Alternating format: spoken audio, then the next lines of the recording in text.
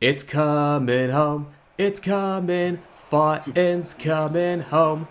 It's a good thing England didn't win the Euros, or else that song would have been going another 4 or 5 minutes. Hello everyone and welcome to the UFC 304 preview show here on INC Live. My name is Karl Bainbridge and I am joined by the man on the right hand side of my screen. He is the David Baddiel to my Frank Skinner, he's my friend and yours, it's Joe Neal. Joe, thank you very much for joining us. Glad to be here, and I gotta be honest, your song might have inspired me. I thought it was a cover of one of my favorite songs from one of my favorite musical artists. So I'm really glad to be here. I'm glad to be the Tugger to your Russell Crowe. As in, my singing was so awful you wanted to shoot yourself. No, as in you said fighting, and my brain instantly really remembered one of my old favorite television programs, Fighting Round the World. You know what? Actually, I had an old YouTube account, and one of the first things I made on that account, I spliced clips of Russell Crowe films, and I did a live-action fighting around the world. Excellent.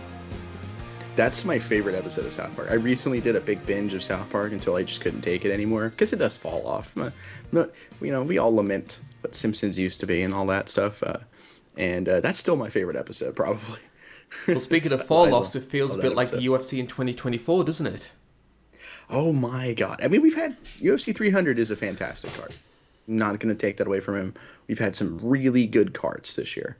But we've had 50-something fight nights, and I dare anyone to name me 10 main events with their results. I don't think I could even do it, and I've watched them all. I mean, don't get me wrong, if you are like a new fan to the sport and you are enjoying what you're seeing, we're not criticising you for that at all. Mm-hmm. I just feel like I started watching the sport around sort of 2016. I was one of the Conor Brigade, I'm afraid to say. And I think one of the big things that stood out for me with recent cards is they feel really watered down. Because, I mean, even with like the fight nights, at least you'd be going to places like Milwaukee, or you'd be going overseas, you'd do a show in Korea, and it'd be something a little bit different. But because we're doing so many cards in the Apex right now, and they don't make any attempt to try and sort of jazz up that experience, it can feel like a chore to watch. I think a lot of it is, I think there's two or three issues probably at play. One is the idea of, like, they're very content with being quantity over quality. And I don't like that, personally. And the other thing, I know ESPN requires them to do, like, you know, X amount of shows on each different network. Like, you have to have this many pay-per-views, you have to have this many whatevers, you know, fight nights and stuff like that. And it's like, oh, this is exhausting. And finally, I think this is a big thing for me, is I know the UFC loves to say, like, we have the biggest roster on the planet. They shouldn't be like that. I don't think the UFC should be this, like, everyone, let's bring in everybody. 5 billion people on our roster. It should be like 200 across all the divisions. Like, I think you can legitimately only have, like, the top 30 in every weight class, almost, to an extent. Maybe top 50 if you want to be, you know, a little bit more lenient. And at that point, every time there's a fight, it's like it has ranking implications. You know, I mean, that means there's going to be a high turnover rate, which I don't like in terms of job security, because I don't like that aspect. So my idea is also flawed when I kind of think about it a little bit, but I don't know. They have so many fighters on their roster. They have so many people coming in from Contender Series that are making 7-7, and it's just ain't looking good. I don't know. This year's been rough. Yeah. I watched a video that Luke Thomas did a few days ago, which I think it touched on a point that you made as well, that I think the big thing that's happening, and I think the Contender Series is a factor in that as well, the UFC are sort of getting rid of that kind of middle ground of fighters. They're either getting like the big name superstars, or they're getting the bottom rung feeder from the Contender Series to fill out the cards. Like, he used light heavyweight as an example. Like, the UFC aren't signing your sort of Corey Andersons or your Ryan Bader's, your sort of like steady hand that's going to sort of siphon out like the top five. They're going to be around 7 or 8. They're not getting those. So you've got like 3 or 4 top guys in each division, and then a massive drop off to the rest. No Val Venus. You're either Taker or Naked Midian. Exactly. You've reminded me of Naked Midian. Thank you so much for that horrifying thought. He was on Taker's podcast recently. Yeah. So isn't he a chef now? He's been in my brain too. Yeah. He's a chef now. Yeah. And good for him, honestly. Yeah. No. He had good sense of humor. That guy. I didn't finish the end thing, but great sense of humor. One of the few people that can make take or break consistently on that podcast. Even it's really good. There is, however, nothing horrifying, though, when we talk about the UFC 304 main card, which this is going to be the 5th event, which is going to be taking place in Manchester. I do want to point out, as a Brit, I think it's really good that we are going to places other than London, because as good as the O2 is, as good as the atmosphere is, it is nice to shake things up, move things around a little bit. I'd love us to go to Scotland again sometime. This is the 5th event, which is taking place in Manchester, and I've got a list here of the other 4. So, we had UFC 70, which was Gonzaga versus Crow Cop, probably one of the most tragic knockouts of all time. UFC 105, which was Randy Couture taking on Brandon Vera. I was tempted to say Cheeto there, but I managed to correct myself. We had a fight night between Machida and Mark Munoz, and UFC 204, where Bisping got his revenge for 1776. Up against Dan Henderson. So, compared to some of those cards, where do you think this one stacks up? Admittingly, 204, the War of 1812 Part 2, because you guys beat us in that war as far as I'm concerned, looking back. And we saved your ass in World War III as well. You did.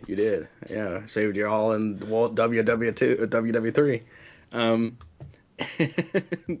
That card ever actually, it's funny. I would have said I only remember the main events from these cards, but I do remember pieces of that card actually, because that was back when the UFC cared about their cards. But it's funny, 104 with Randy Couture and I almost said Cheeto Vera, Brandon Vera, who used to be in my boy stable before he got weird. I remember that card because my dad, he was actually friends with Randy Couture in real life, so he was like, "We gotta watch Randy. Let's watch Randy. He's a great guy." Did I mention I'm friends with Randy? Yes, Dad, I know. I got a great story about meeting Randy Couture too. So we watched that card, but I remember watching the co-main event was a number 1 contender fight. I remember between Mike Swick, one of my boys, and Dan Hardy, one of my favorites back then. And that fight's pretty good. Dan Hardy was a lot better because Mike Swick was really good at the time, and Dan Hardy, just couldn't wrestle worth a lick. But Mike Swick wasn't going to double leg him. So I remember that. I still remember some more. But in fairness, this card, undercard, we'll talk about. Prelims and stuff like that, we'll talk about. But main card's fantastic, actually. Main card's really good. You get a good mix of everything in there. There's only one fight I go, oh, that could suck. But we'll talk about that. As an American looking in, where do you stand on the fight times? Because the UFC have made this decision that they're going to cater this one to the American audience, which means that a card in the UK is going to be starting at 3 o'clock in the morning. That's dumb. I'm going to be honest. From a business standpoint, I'm sure there's a couple of different factors that come into play for that. So I'd be really curious to know 2 things, like on the business end, like who are the sponsors, and did ESPN Disney have a hand in this? Because if ESPN Disney is like, hey, your primary audience is in the US, cater to them. That's where the money is. Listen, we've had a Star Wars show that just lost millions of dollars, or something like that. I don't know. But if the sponsors, hypothetically, We actually joked about this before we started recording. Let's say hypothetically the sponsor is like Sonic, which is a fast food chain in like southern parts of the U.S. It's like, we got Sonic and Brahms here to cover the cage like a NASCAR, and it's like, you guys don't have those probably, so I guess they probably also were like, hey man, can like you have like guys watch us live so we can give you, we're not gonna pay for a spot on your cage if you know. So maybe there's like a business side of things, but I'm not a businessman. I don't care about that kind of stuff. I don't think it's fair to the fighters at all. Because if you told me, if I was a fighter, and you told me I got to fight at 3 a.m. my time, I'm going to be a little upset. You know, I'm going to be pretty upset. It's like, wait, hold on, what? Like, it's going to be dark out? You know, I'm going to be tired. I got to change my sleep schedule for this. I got to change it during fight camp or weight cutting. Like, this is hell. You know, whereas like the Americans going over, like Belal Muhammad trains at like East, Chicago and all that.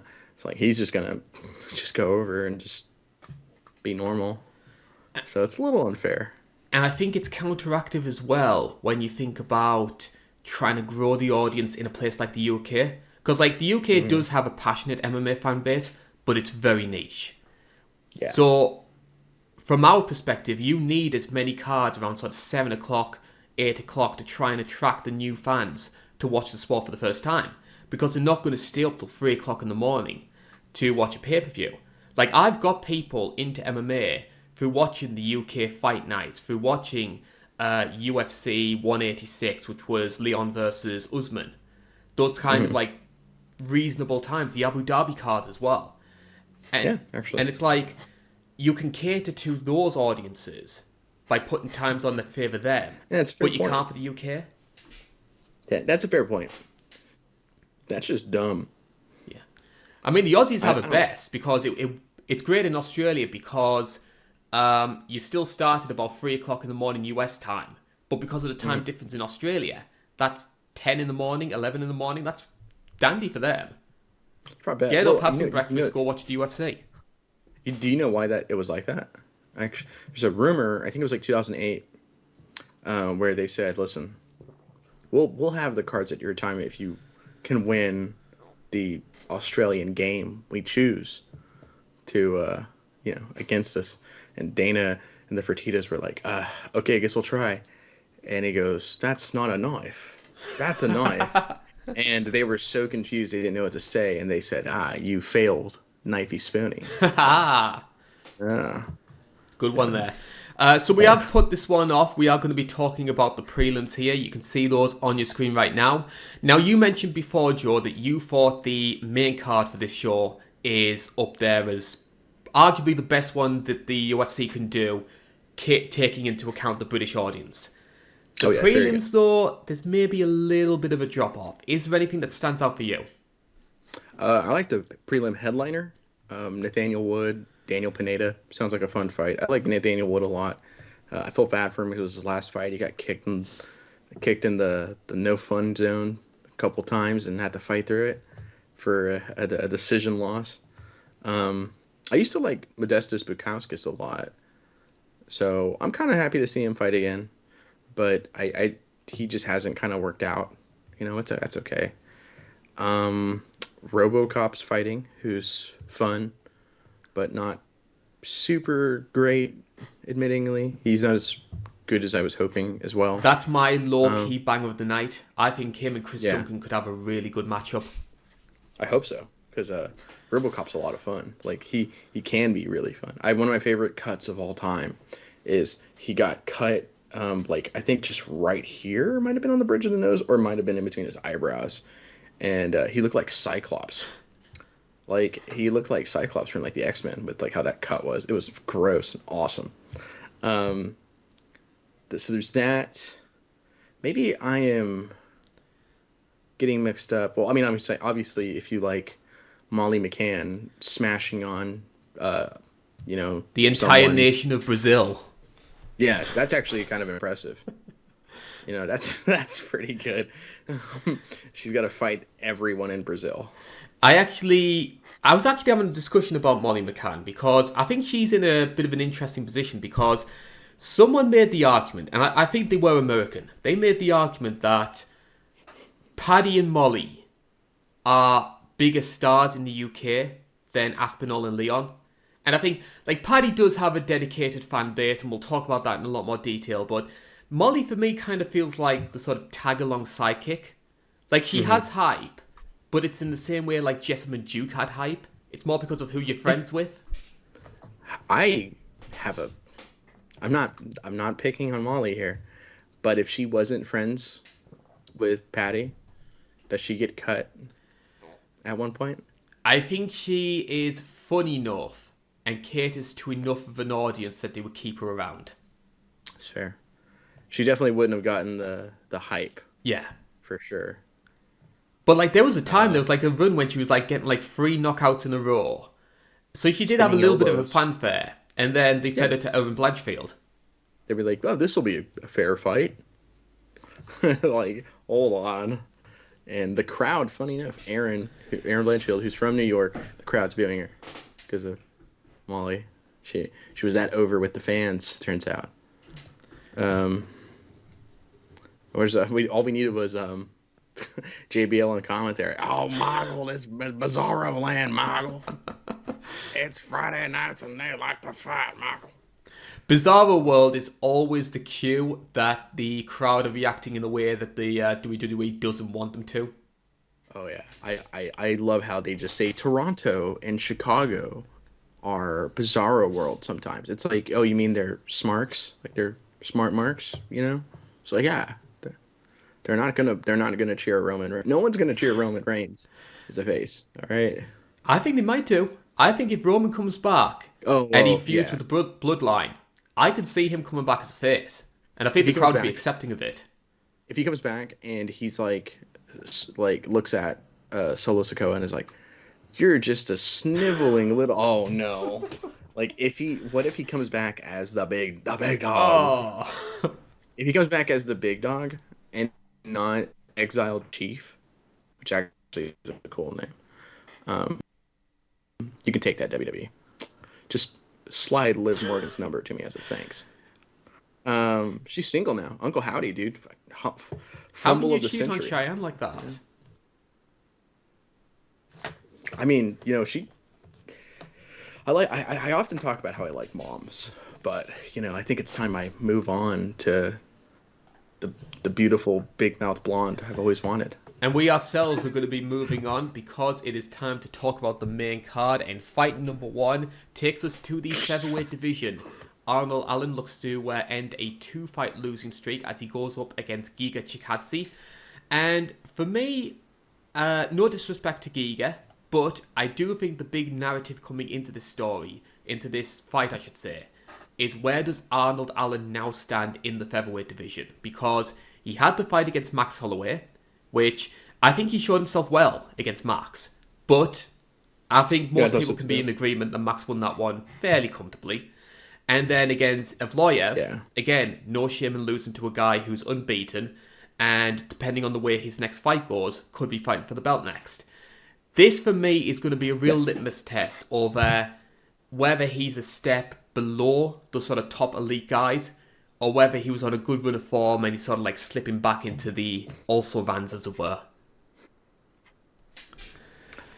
That's a very fair assessment of the fight because for me, if you look at that Evloev fight, the fight that Dana White, I want to stress, Dana White said that's one of the worst fights he's ever watched.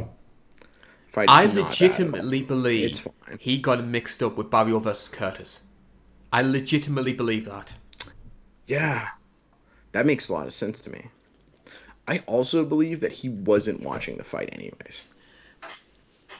Like I like to think that he had like a Vince McMahon moment. It was like, oh, is Connor out yet? Like, Mr. White, come on. Like, no, Connor isn't at this card. I get the impression that Dana is somebody who he'll have a vested interest in the money-making fights, the main events, the core mains. Yeah. But can you see Dana White, like, watching, like, the first fight on the prelim and watching, like, Priscilla Cachoeira or someone like that? No. You know what's really funny? Actually, I just thought of this. What if he was like a casual, like the casual we always like joke about, like the Connor fans? What if like the president of the UFC is just like that?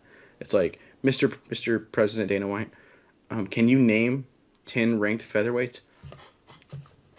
I don't understand why I'm under this pressure. You know, like, you effing goof. Like that'd be really funny. Um, but so like for me, like in the Evloev fight, it's one of those situations where I'm not trying to demean the point scoring style in any stretch of the imagination. But it's one of those situations where in I can word it like this. In a 10 plus must scoring system that the UFC employs, Evloev won that fight. In pride, how they judge it, Arnold Allen probably won that fight because he was the aggressor. He was the one actively looking to finish the fight. He was the one actively trying to put a stamp on it, and he had some great success nearly getting the finish a couple times. Like he got kind of close to. I thought he had a couple moments where he might have been able to finish. I'm going to bring this up when it comes to another fighter on this main card as well. Do you think we're seeing a new meta when it comes to MMA where we're seeing fighters fighting in a style explicitly to win the must system? Mm-hmm. I think. Well, I mean, I feel like that's always been around. Like, like GSP, the greatest ever, maybe. I that's a topic for Uncaged. Ah, Hint, hint. Check it out. Check it out. I think I've been convinced someone's better than GSP I've got recently. a feeling who it is. Yeah, I think you know. Uh, it's a guy who I currently had at 2 that I think I've been convinced. I've been sitting on it for like a month thinking about it, but I don't know yet. But anyways, GSP, at least we'll say for now the greatest of all time. And he wasn't a finisher, point fighter through and through. He used to be a finisher. Young GSP was awesome. Then with the Matt Serra thing, you realize that even if you're the greatest on the planet, there's still a little bit of risk to being that dude.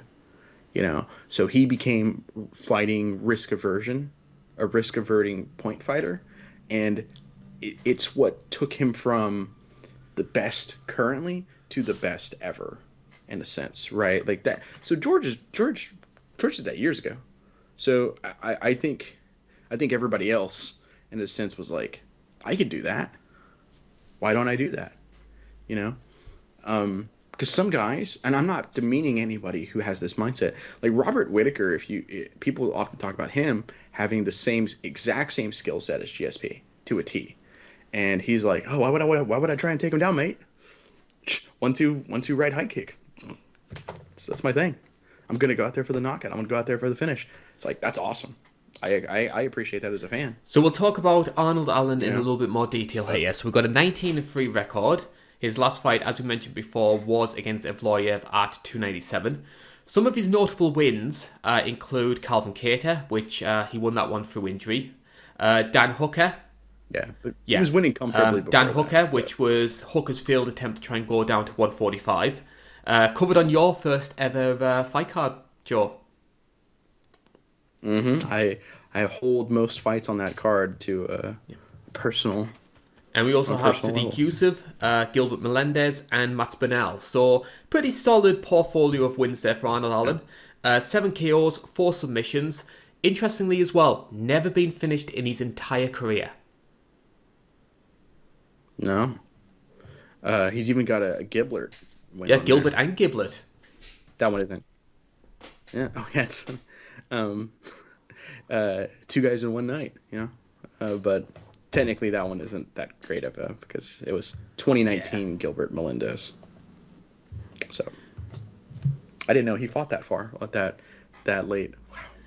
Actually, that was one of the... I always do the videos where I look at sort of like a time frame of a fighter's career, and I usually look at the more negative ones.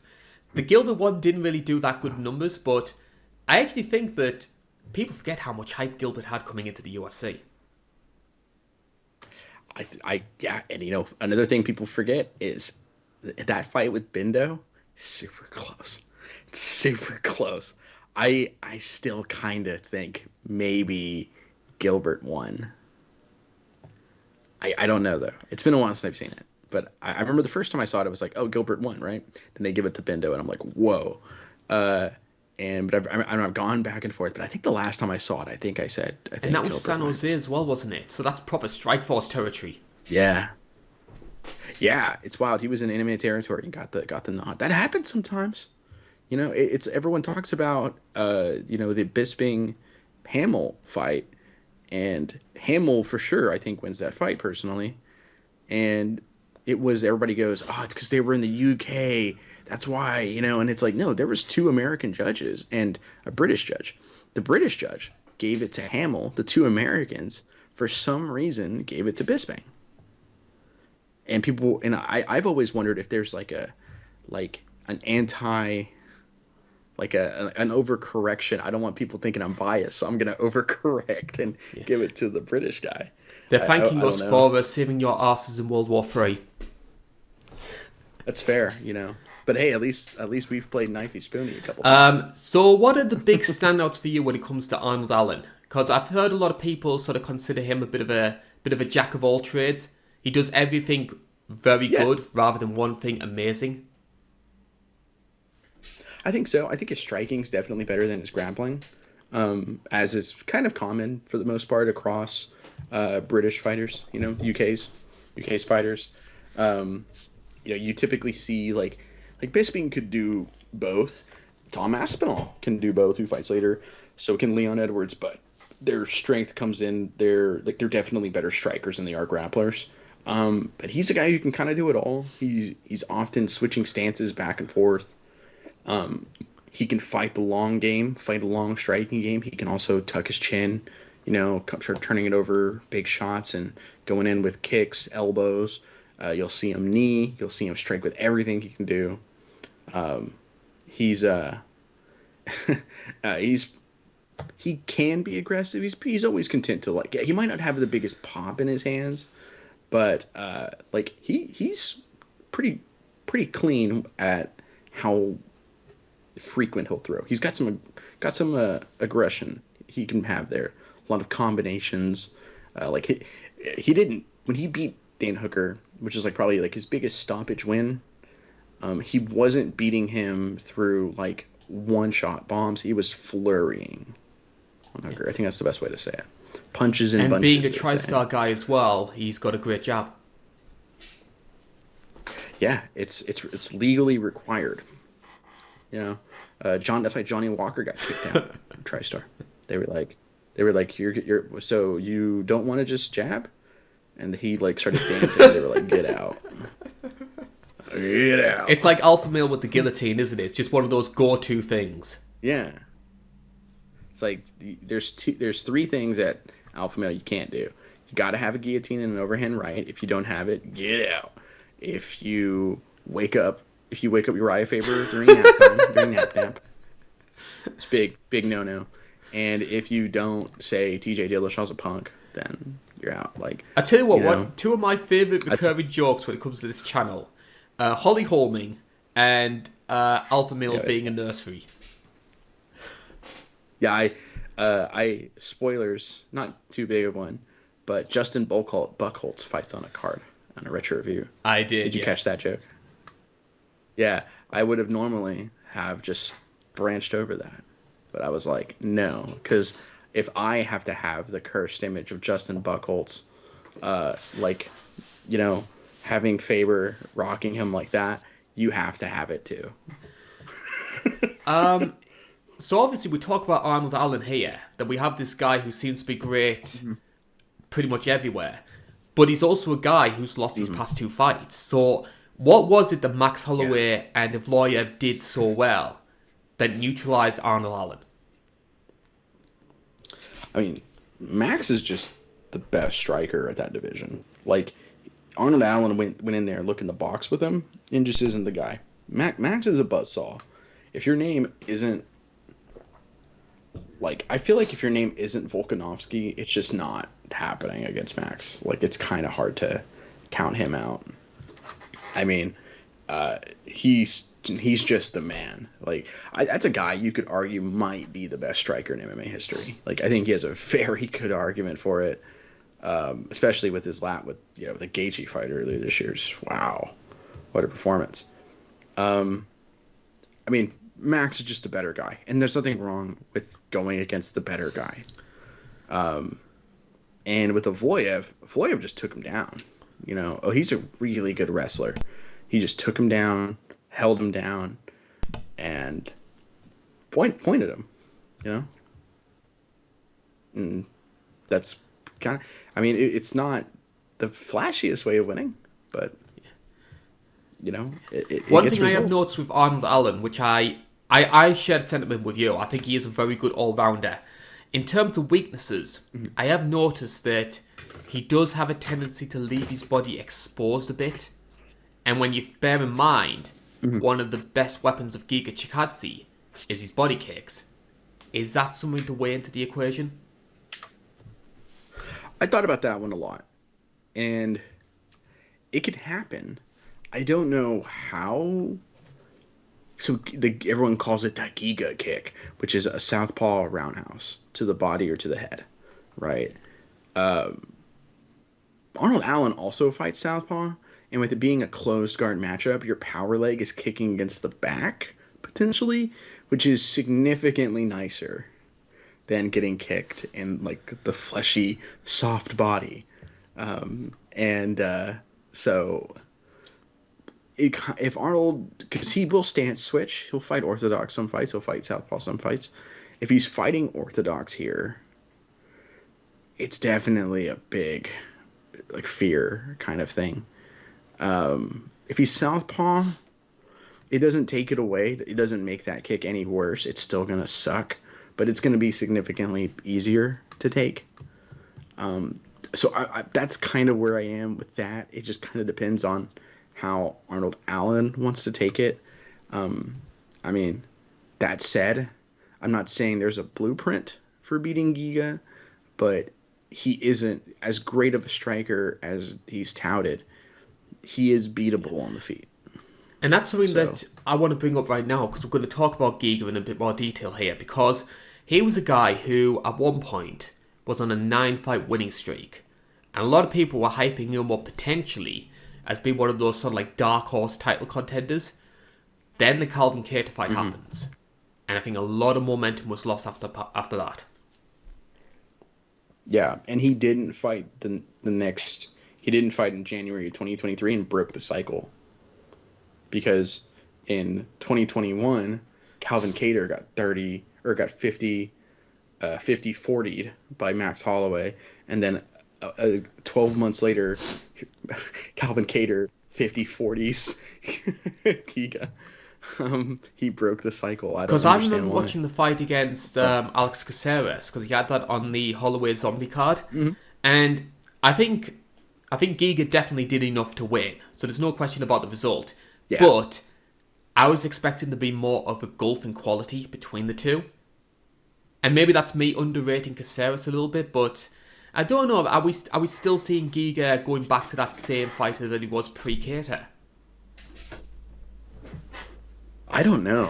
Because if you think about historically, Caceres has always been like that. He's one of those guys who he's not a world beater by any stretch of the imagination, but the more highly touted you are, the more he'll, kind of rise to that occasion. Like, that's a guy who gave Uriah Faber, who was at the time the number 2 guy in a division, like, a really hard fight. Like, he gave Uriah Faber a really hard fight. I might be getting mixed up with Francisco Rivera, but I think Faber had to eye poke him, the bulldog. That was Rivera.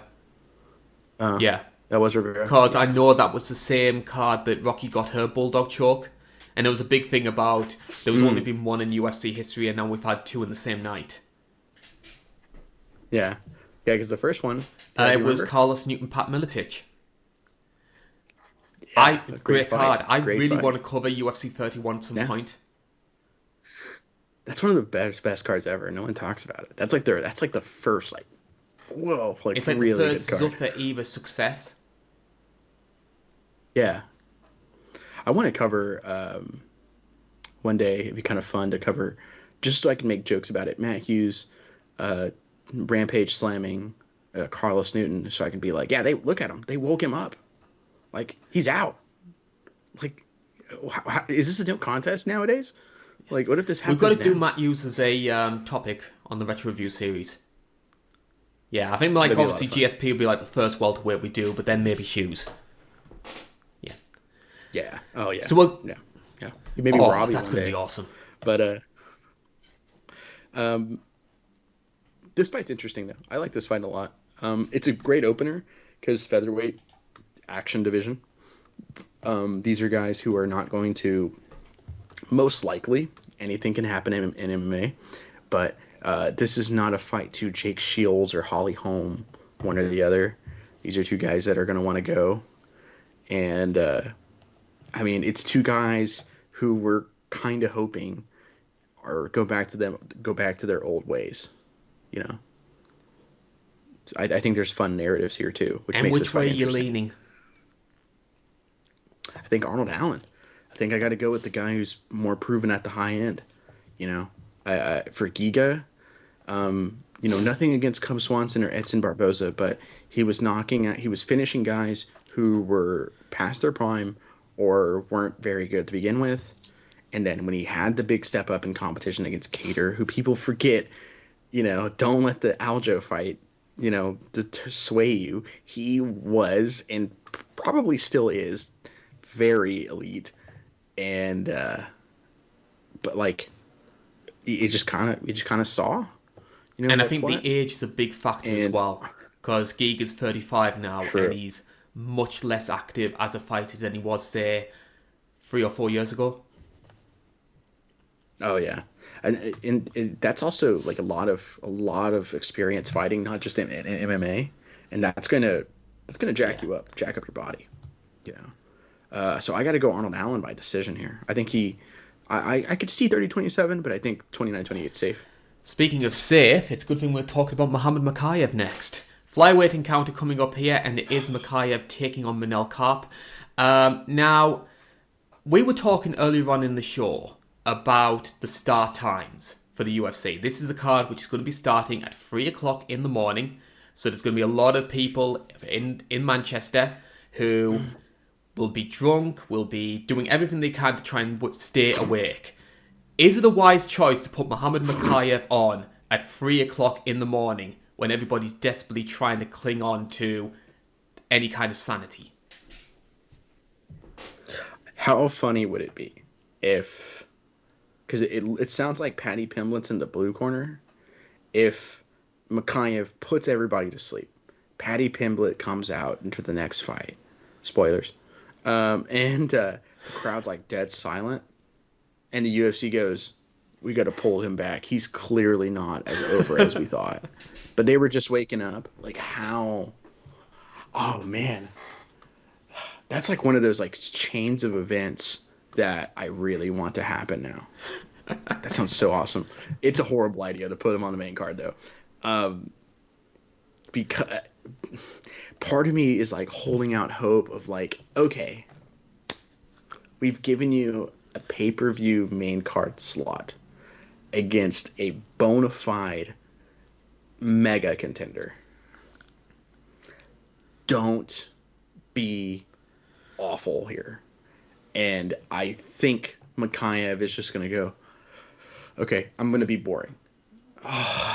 Like, because he is so boring to watch. Wasn't there a stat of like 3 strikes landed in his last 4 fights? What? I've actually Something got the numbers ridiculous here. like So that. these are all the strikes landed in Makayev's last 5 UFC fights. 1, 12, 21, 14, 47. And outside of his debut, all 3 of them went into the 3rd round.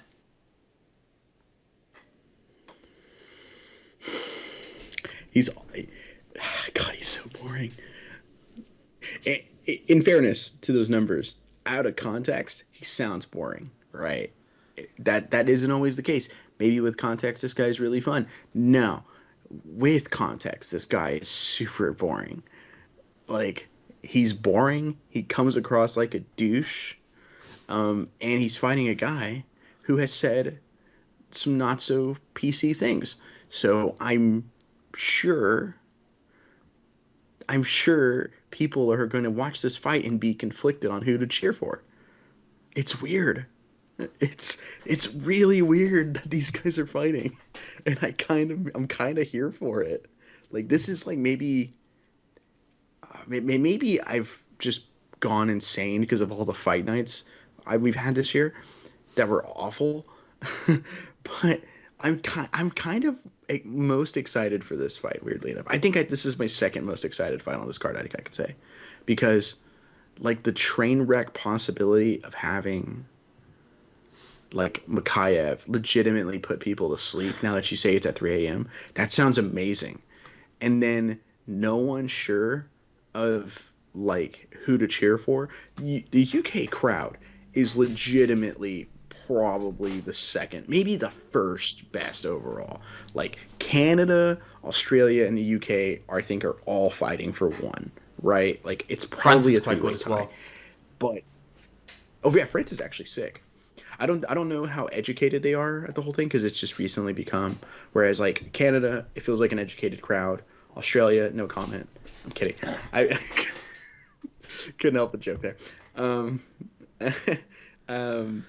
Now Australia seems educated enough. Canada's super educated, and the UK seems like a hybrid of both of them. And listen, I've watched Man U games, so I know how wild y'all get. It's awesome. I was a Manchester United guy for a while. But you've made me a Newcastle man. Yeah.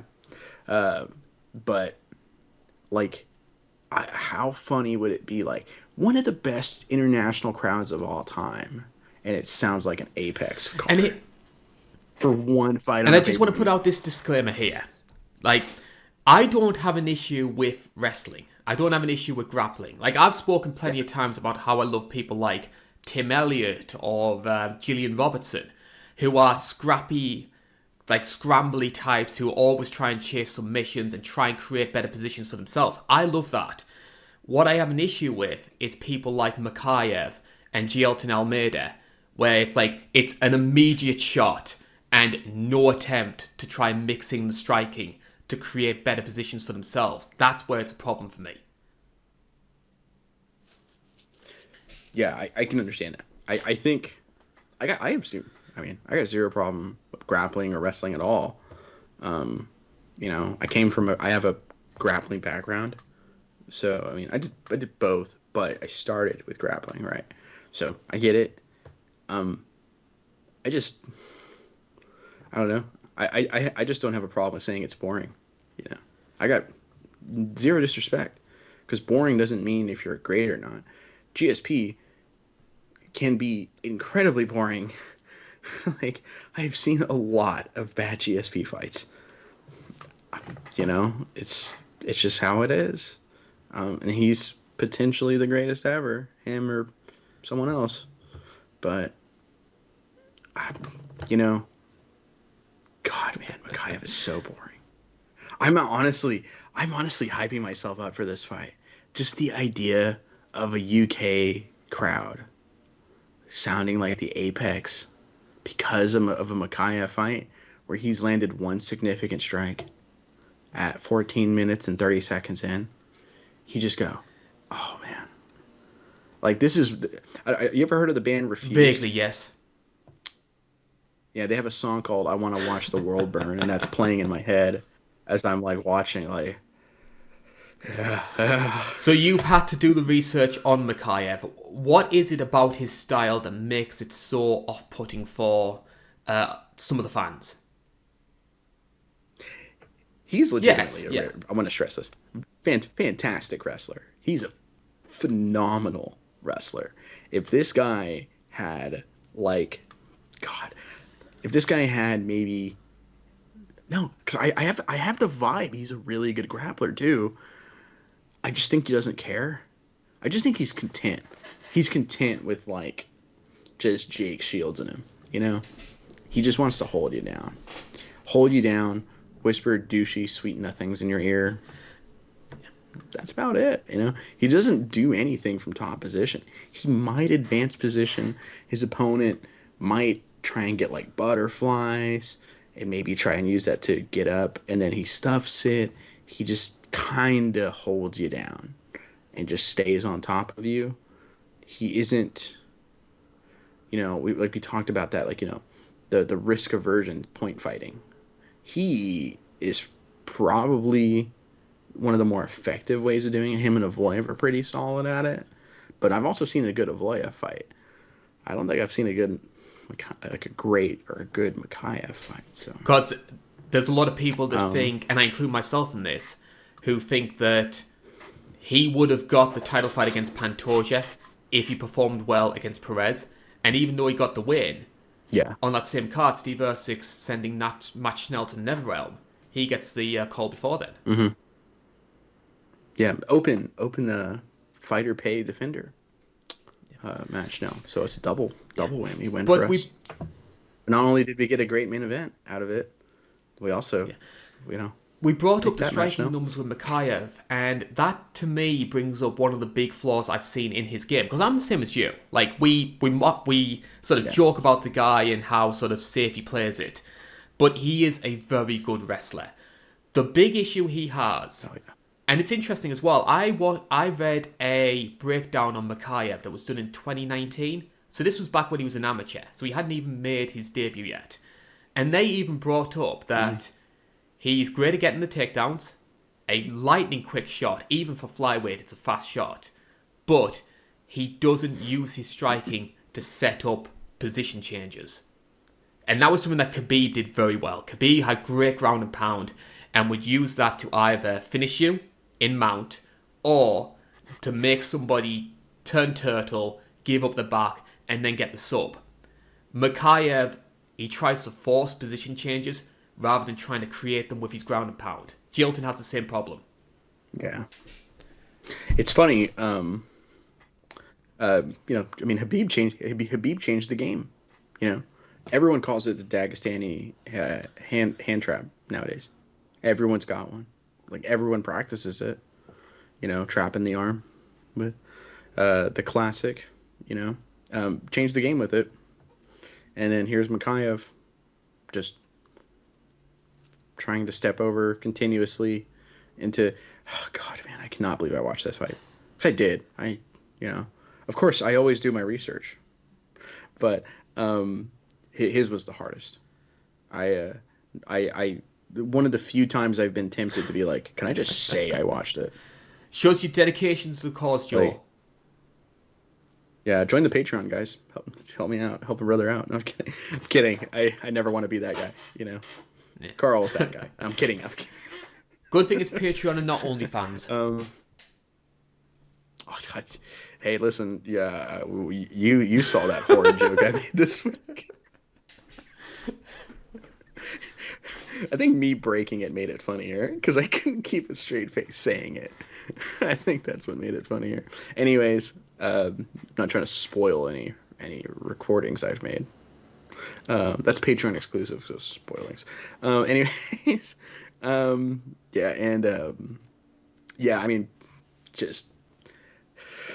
just a bore, man. As someone who slept horribly yesterday, Friday morning, slept horribly. I had trouble laying back down, essentially, was what I had. And because I played a lot of Street Fighter until about noon my time. And for context, me and Karl usually jump in the call around 4 o'clock my time. And I had trouble falling asleep, admittingly, for about like an hour. What I should have done is just put on a Mikhaev fight. Honestly, man. Like, that would have done it. I feel if you're in the UK and you're going to this card live, get a fight. Find an American-made energy drink where, like, we don't have all the regulations, and get that one that definitely seems like it's radiating something. You're gonna need. So it's a foregone conclusion that Mikhaev's going to try and take this fight to the mat. He's going to be taking on a guy. Especially he's going to be taking on a guy with a 69% takedown defense and some of the hardest hands in this division, Manel Kape. What's your opinion been on Manel so far in the UFC? Because things started off a little bit ropey. He's had issues with weight. Has this transition from Ryzen been overall a success, a failure? Where do you stand on him right now? It's funny because I remember his debut and how pumped everybody was for him. This guy had it was Pantoja first, Nicolau. and then it was Mateusz Nicolau, and he's okay. I want to make sure I had my timeline correct. He like the Pantoja fight.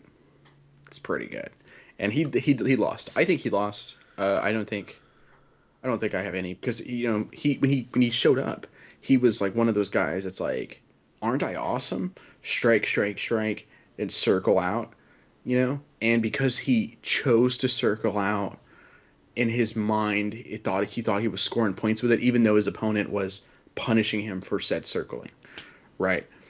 And a Pantoja fight, it's not the close. It's close enough for sure, but I thought he lost clean. The Mateusz, I always want to say Mateusz. I think that's how you pronounce it. But Nicolau fight, and the Nicolau fight, for sure, a lot closer. I still think he lost, and I remember my best friend legitimately looked at each other and went like, "Wow, this guy was how hyped?" And like, dude, like I remember everyone talking about how good he was at Ryzen. Like, what are we doing here? And then he flying kneed Odie Osborne's head off, and we went, oh, maybe he'll just be like a fun guy that's around, right? Because then he fought Zalgas. Yeah, I always want to call him the lawyer veteran from Futurama. That's what he reminds me of because it was like he's like, yeah, I'm here to fight for my country. Yeah, I like it. And polygamy. That literally was a thing, by the way, that fight week, because he was like, yeah, I have 4 wives, and the crowd instantly boos. He goes, oh, Manel Kape seems like a douche. Yeah, like even my 14 wives say it. Boo. It was just like Futurama. It was awesome. A lot of those wins haven't aged all that well, though, Anyway. because Dvorak's out the UFC, Zalgas, I believe, is out the UFC, Odie Osborne hasn't really lived up to his hype, so is there maybe like a bit of a false dawn in regards of who he's beaten? Yeah, his Felipe Dos Santos fight was actually pretty good. Yes, though. yeah. We talked about that. And I don't know if that dude's fought since, but I would love for him to fight again because he was a lot of fun. I really was hoping that fight with Kai Kara France would happen. One, because I always think it's funny when a guy is actively, and I don't mean this in MMA sense. I mean just in like a life sense. A guy who's 60 pounds or fights 60 pounds underneath a guy is actively trying to fight, and goad a guy into fighting him. Like Aspinall Kape was doing everything he could to make Izzy hit him. And that's hilarious. That is so funny. Poor Izzy, that press conference. He got it from both sides because Manel Kape's goading him. Sean Strickland's talking about his dog. Like, dude. And then he lost to Strickland. Like, oh man, poor Izzy. I'm not even an Izzy fan. I kind of feel for him.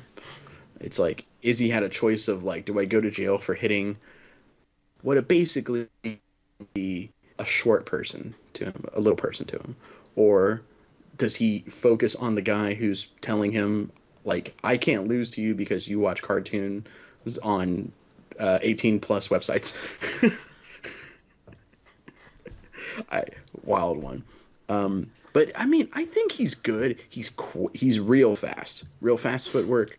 I think you can say he probably has the best footwork at the division, which is something I've always speculated is probably the secret to beating this wave of Dagestani, or the Dagestani style of wrestling. I've lately been kind of theorizing that it might be footwork. Because it started because I was like, I wonder what a guy like Dominic Cruz would do against one of these guys. You know, if they were at the same weight class, because Dominic Cruz, a lot of people had trouble shooting on him because if you try to shoot on him out in the open, which is a lot of what they like to do, then you're just you're trying to take down air because he's already like around the way doing his like weird, footwork. Um, in Volkanovski, movement-based fighter, in the first Islam fight, gave Islam a ton of trouble for trying to shoot on him. Another movement-based guy. So I don't think Mikhaev is definitely going to try and shoot from the first 0.2 seconds of the fight. He might even shoot a takedown while Bruce Buffer's calling him. But Manel Kape might not be there. And I think that's what makes this fight interesting is a guy. How can you shoot on a guy who isn't there, in a sense, and a guy who has shown I will flying knee you if you try something stupid, like I will uppercut you, and if you wait too long, I'm throwing 4 punches with heat at you. I was going to bring up the knee actually. Yeah. Taking a page out of my book. Yes. But also as well, one of the things I've noticed which Mikhaev does, and we were talking about exploiting the MMA meter here as it were, is Mikhaev, there's a rule in MMA, in the UFC especially, when you can't knee somebody in the head when they're a downed opponent. Mikhaev's somebody who sort of exploits that rule because when he does shoot for a takedown, he knows because that rule's there, he can shoot for takedowns more frequently. And if he does have a bad shot, there's no way he's going to be sort of countered or exploited for that. Because that was something that we saw when he fought Alex Perez. Yeah, I remember that now. I just got this feeling, and I'm not saying this is going to happen, but bearing in mind the type of fighter that Cop is, Mikhaev's tendency to do that, could we maybe see a situation where there is like an illegal throw on the ground, an illegal knee, that kind of thing?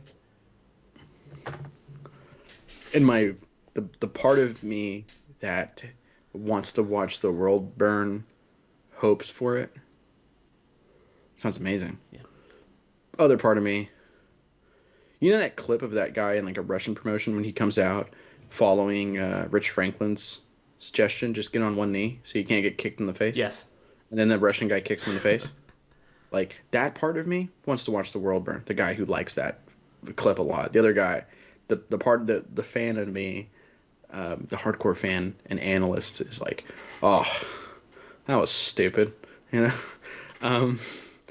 I could see that. I definitely can see that.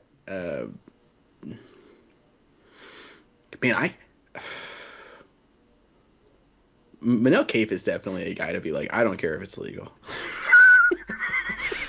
That's what my line of thinking as well.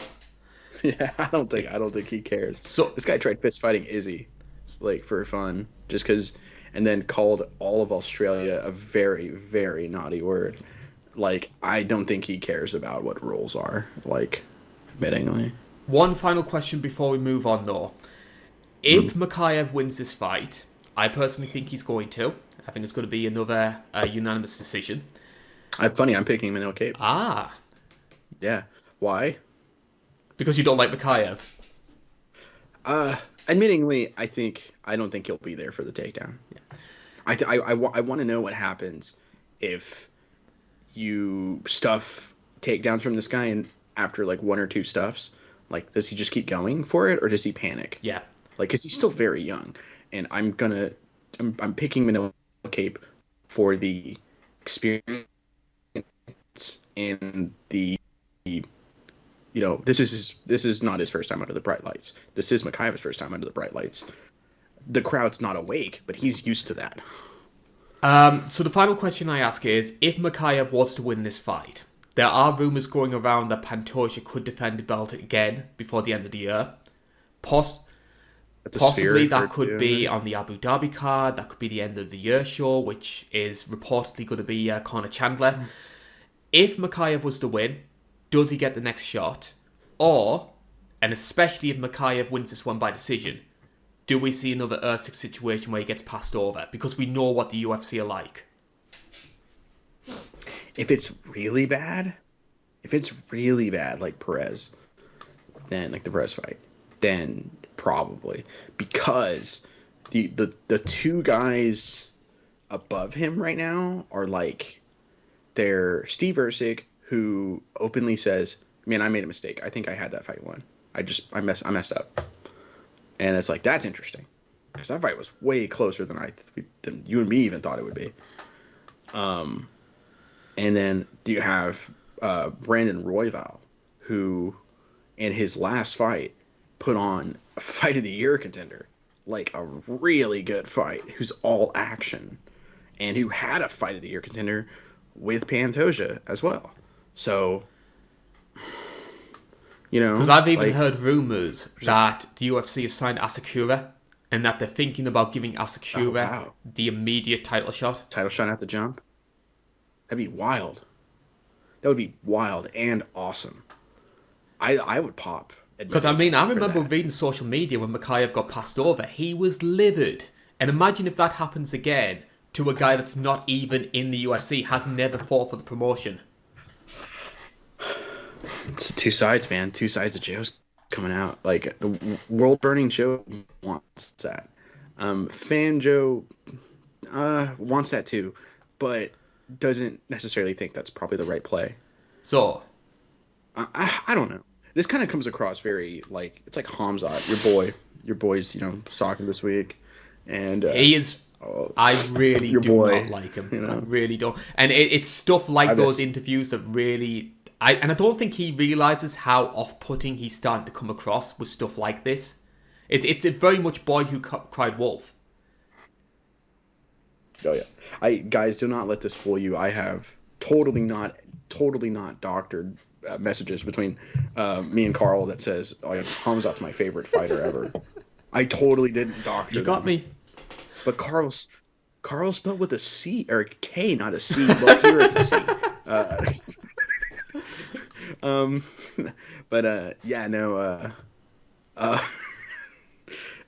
Yeah, like it kind of comes across like that, and that's not a good look. It's kind of the same vibe I'm getting with him and that.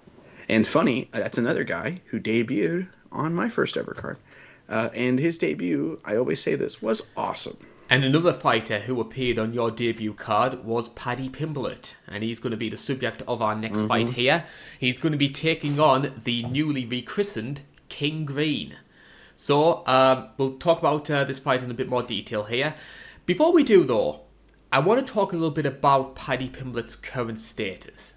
Because he was a guy who had a lot of fanfare, a lot of hype behind him. I personally thought that, I think the Jordan Levitt fight was a very good win for him. I'm personally quite high on Jordan Levitt. And some people legitimately thought, hey, Paddy could maybe become like a top 10 fighter. He could be headlining London cards in a few years' time. Then the Jared Gordon fight happened. And I don't think he ever regained that kind of buzz. No, it's pretty hard to regain buzz when a guy that they tailor-made brought in for you, in my opinion, clearly beats you. And for your reaction to be like, I rewatched that fight, and I definitely won every round. What? just isn't a good look, man. It's really not a good look at all. Yeah, I think his debut was when I went, there's his ceiling. I was like, they're never, after that dude cracked him. Vendramini. Yeah, and you just go, oh, you fight like that? Like, you just got lucky? Like, that you survived it in a sense? It's like, they're never going to give him a guy with power, ever, if they're smart. And if you look at who's fought, they've not given him anyone with power. Tony Ferguson did have power, but not 48-year-old Tony Ferguson. That's a different Tony Ferguson. That's just a guy with the same name. That's Anthony Ferguson. It's like there was a guy who fought in the UFC who, I can't remember his name, but he looked the absolute spit of Anderson Silva. but he was arguably one of the worst fighters of all time. Marcus Mariano, I think his name was. Yes, I remember him. Yeah. I had to think about it. I was like, who was he? Yeah, he was awful. That's the kind of person. That's what Anthony Ferguson was. Yeah, he's he was Tony Ferguson from Wish. You know, like it's just not the same anymore. And like if you go you can definitely see how high they're pushing him, right? It's like Rodrigo Vargas, performance of the night. Vendramini, performance of the night. Jordan Leavitt, performance of the night. Jared Gordon, nothing. You know, I mean, like he didn't finish. I mean, in fairness, 3 finishes, 2 straight decisions, so they're not. He's ineligible for performance of the night. But like, you can just I don't know. It's after that Gordon fight, it's like all the air's taken out. The UFC just doesn't even care, especially when this guy's like, you know, I just realized I'm putting my body on the line for $10,000. Maybe I should go beat up celebrities. Totally forgetting that he's not a striker. He's a good grappler. Not a good striker. It's kind of. And we're funny. seeing this kind of protectionist booking of Paddy with Bobby Green, I'd argue, as well. Because, yes, Bobby Green has a fantastic striking style, very enjoyable to watch, but he's also 40 years old, never had a reputation for having that much power. It feels like, I think if there was one guy in the top 15 that you would want to put Paddy against to give him the best chance of winning, it would be Bobby Green. Yeah. He's accurate, but he doesn't have that killer pop, you know? like, I mean, everyone, like, you know, there's the Grant Dawson KO, which is fantastic. Super quick. It's like round one. Just cleans him. It's just because he's very quick and accurate. Even at his age, his hands are fast. He doesn't have, like, mega pop in his hands. You know, he's just tricky. He's a little weird to fight, you know, with that Philly shell. And he's talking the biggest amounts of crap the entire time while you're, like, throwing punches at him. But he is a guy who also, for as hard to hit as he is, still can't be hit. No one's untouchable. And he's been knocked out a couple His last times. 3 losses were all knockouts. Yeah, Jalen Turner one is especially hard to watch. And Paddy himself was like, I mean, he definitely took such much of a beating that his chin has to be gone.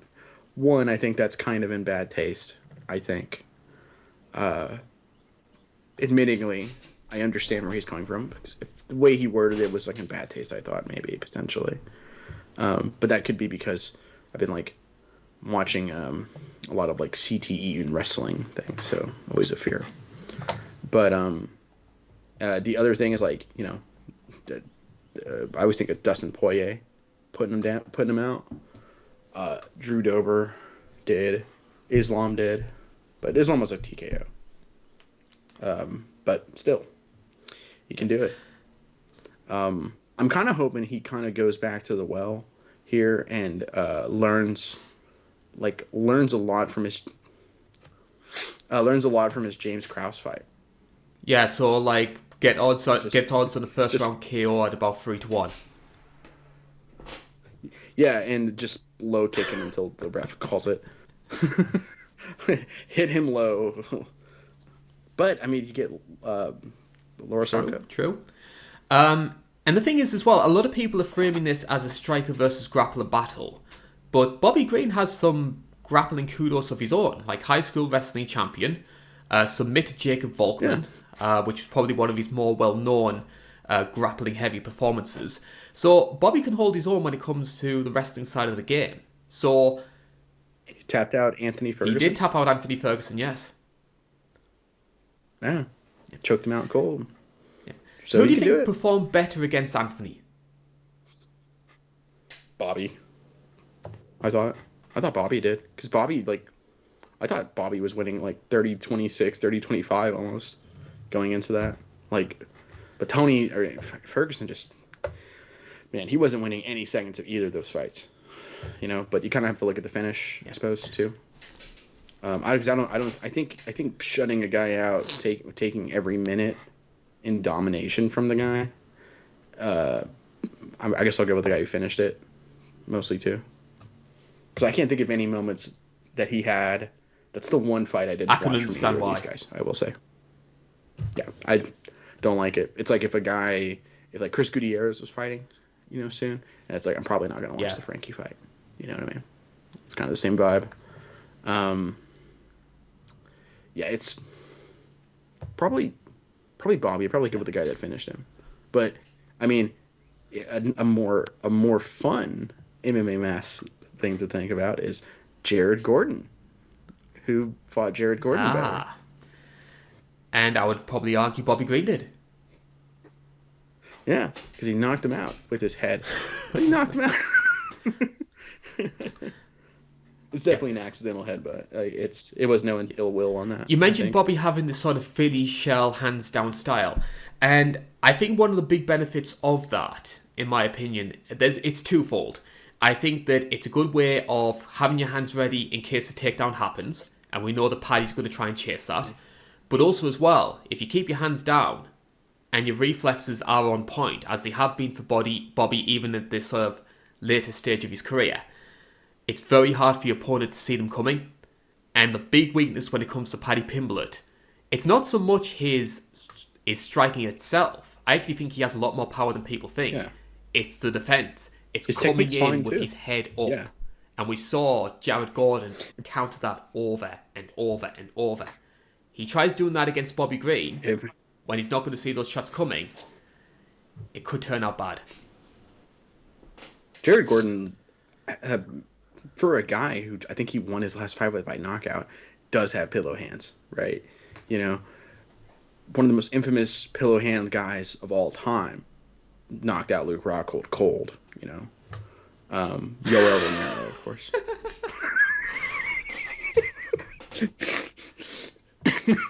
No, of course. And, I mean, so being pillow hand does not mean you're incapable of getting the knockout. Bobby Green isn't quite pillow handed, but he doesn't have Drew Dober's, sledgehammer, or Jean Silva recently been the new hotness at featherweight. Fought a lightweight recently.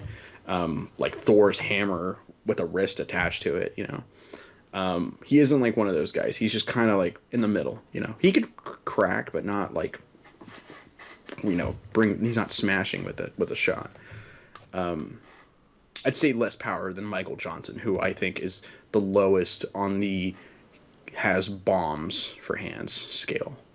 So I think that's like you have to be him or better to be considered a knockout artist, and I think he has a little bit less than him.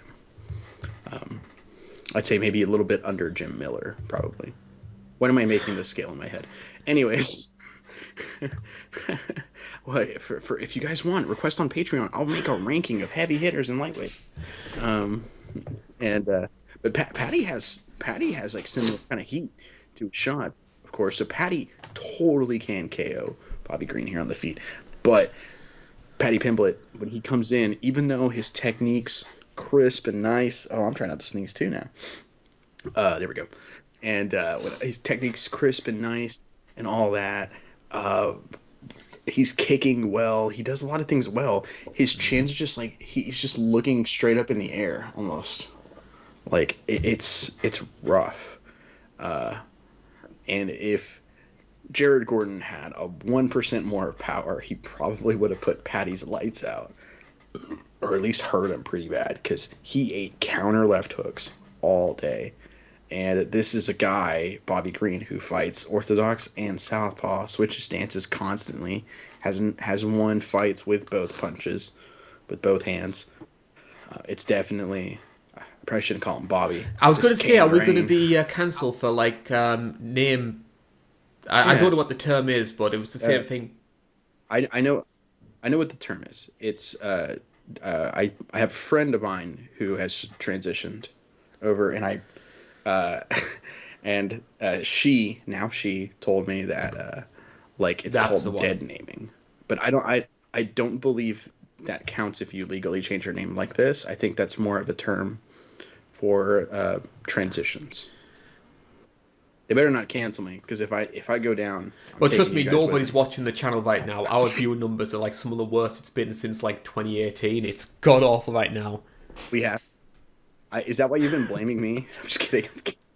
We have to put the baby with the plane. That's the only way out of Oh, this. it's the big reason why I've been going on a rant about YouTube clickbait recently. It drives me up a wall. You know what sucks It too is works. I, yeah, but I liken it. I liken us to, um, you know, you can go to McDonald's or Burger King and all that, KFC, all that. But if you want to sit down and have yourself a nice, well prepared meal by the two biggest dorks you've ever seen in your life, we're here. We got your back. We might make a foot joke here and there. You might see me wipe my mouth after talking about a famous female wrestler. It's going to be awkward, but we're here for the connection and the Yeah. comedy. And we're pretty good at this whole I would sort of MMA compare thing, us. too. I don't know if you have it in the US, but I'd sort of compare us to sort of like a Harvester Bar and Grill, whereby it still Oh, is cheap sort of produce, but the experience is a lot more higher than it is for like the gurus and the Lucas Tracy's of the world. I'd say I think I think a good one would be I doubt it's over there, but there's a chain of steakhouses, it's like a franchise, called Texas Roadhouse, and it's like a Texas steakhouse kind of styled place, and it's the food's very good, but it is a chain, Yeah, you know, and I mean we do have two franchises, it's not cage fighting we and do. IMC Yes. Live. So Yeah, before I yeah. have to stop this recording to go get something to eat, who are you picking to win this one? I'm picking Bobby Green. I think I'm gonna have go by decision. Admittingly, Patty's got a good chin, but I can see him getting pieced up and hurt more. Think like the Jared Gordon fight, but he's probably getting stung a little bit more. I'm going to pick Bobby to win this one as well. And you're back with us here. We managed to have ourselves a little bit of dinner there. I'm sort of not helping the British stereotype by having a bit of tea and crumpets. But you are here with us to talk about the core main event now. And this one promises to be very, very intriguing indeed. Now, Joe, before we start talking about this, I just want to ask for your opinion. Are we calling this the heavyweight title? I know it has interim in front of it, but where do you personally stand on this? Because to me, and in the feelings of a lot of people as well, this is the legitimate belt. Yeah, this is. Tom Aspinall's the best heavyweight on the planet. Him and Francis Ngannou are technically the two best heavyweight mixed martial artists on the planet. It's just is what it is. If anyone says it's John Jones, they are lying, or they don't know. No, nothing against anyone personally. Of course, I'm playing, but it's not John Jones. It's I don't think I don't think fighting a guy who gives up his neck 20 seconds in and and clearly couldn't handle wrestlers going into that fight is probably a guy. Like, if you're gonna put the belt on John Jones, that's probably one of the safer picks. You do. Cyril Gahn. Yeah, like we know you and me, you were calling for Curtis Blaydes to fight I John was, Jones. yes. Yeah, and I was like Pavlovich, because it sounds awesome. What happens if John Jones takes a sledgehammer from that guy? uh, which sounds really funny, but yeah, I mean, I think this is it. And what makes this more intriguing is this is a rematch. It is. And where do you personally stand when it A weird comes to one. this rematch? Because I remember like the UFC always like show like upcoming fights. Like if you've got like a big fight on a pay-per-view, like a title fight or a core main, that kind of thing, they'll always show like an old fight to try and get people hyped on the YouTube page. And they actually showed the first Curtis Blaydes Tom Aspinall fight. Can you really gauge anything from 13, 15 seconds of action? I don't. It's really hard to say because of Aspinall openly saying that injury was already there. Like he was just trying to deal with it, you know? Like he was just dealing with it and it was getting worse and worse. So, because Tom Aspinall in that fight looks way different than what he fought months prior against Volkov. He looks completely different. And he looks much different, obviously, in the Tybura fight and then the Pavlovich fight. Looks much, much different. And because in that fight, Tom Aspinall is just standing there and like throwing like straights back and forth, and he's getting hit by Curtis Blaydes. Curtis Blaydes is hitting him pretty clean before the leg gives out. So, if that's the case, a guy who moves has very good footwork for a heavyweight. If his knee is that bad, that is taken away, which means the wrestling would be taken away. So, forcing a brawl makes sense for a guy that has a knee injury like that, and not being able to move your head effectively because of you're afraid of twinging the knee makes sense. So no, I would need to know the full extent of the injury going in to know how much I can take from that. It's a weird one. It's so weird because I'm not saying there's a chance that Aspinall's a liar. I'm not implying that at all. I genuinely think Aspinall seems like a great guy. Seems like a fantastic dude. Now that we know in hindsight that really weird interview he had with Nina Drama was staged. Like, they both said, no, we were joking. We said we were going to do this going in. Oh, okay. Thank God, because that was weird. Just shows the reliability of MMA media in 2024, or Dana White approved MMA media, if you're staging conversations like that.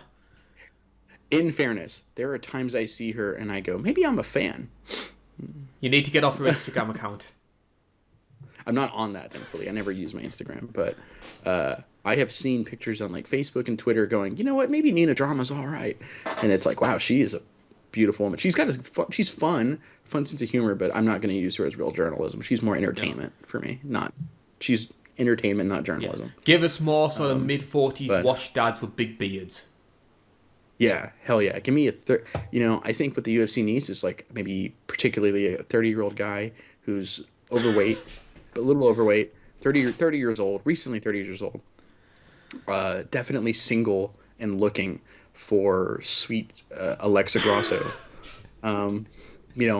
Laura Sanko maybe could use it. And I think that's the 1-2 punch to take the UFC into the next level. Anyway, but yeah, it's really hard to know going in because he just says his injury was real. I believe him, but I would love to know the full extent of it because that's what kind of makes like it kind of that it would change up what we can take from that fight because a lot of things that happen in that fight make sense as for someone who has a knee injury, but I kind of think of it like the rib injury that Anderson claims he had against Chael Sonnen.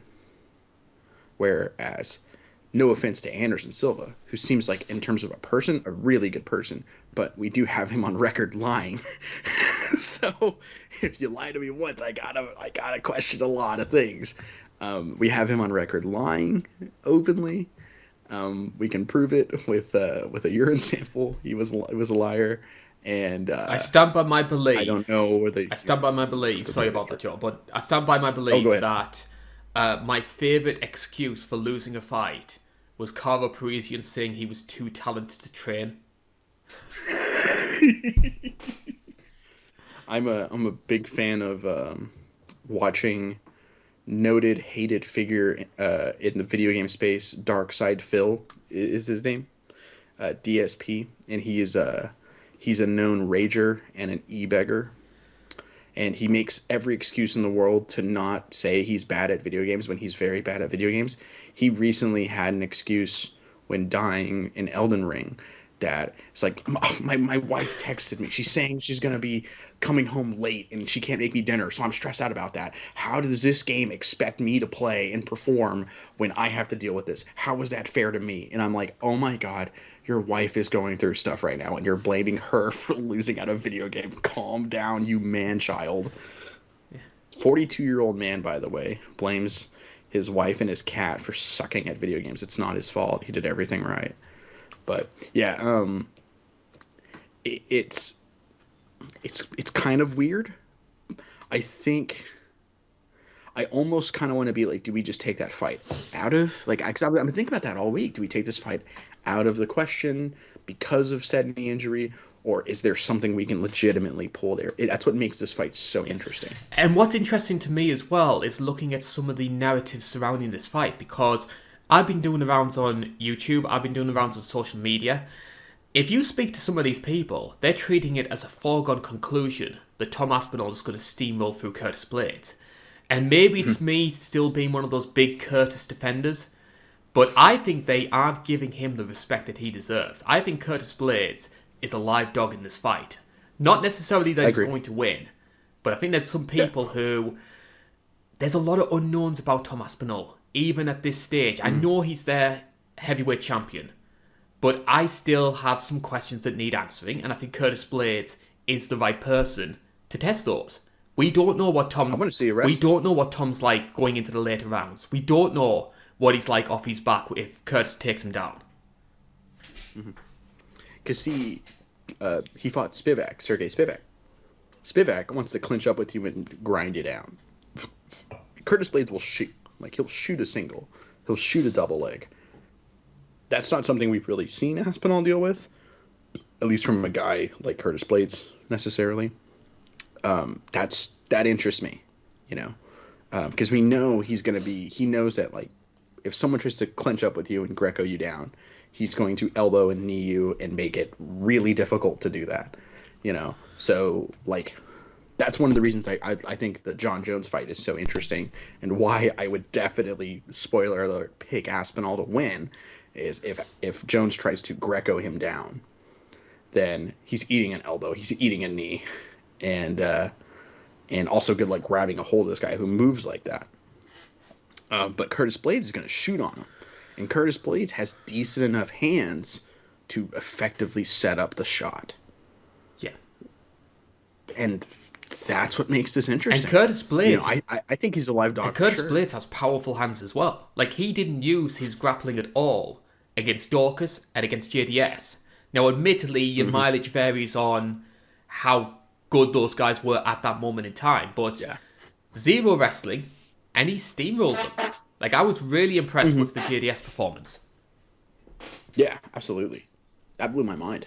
I was like, oh, wow. It's funny, too, for a guy that is mostly KOs, how he still has, like, the boring label attached to him. It's just kind of funny. I kind of think about that. Because if you ask me, is Curtis Blaydes exciting? I'd be like, no, he's kind of boring.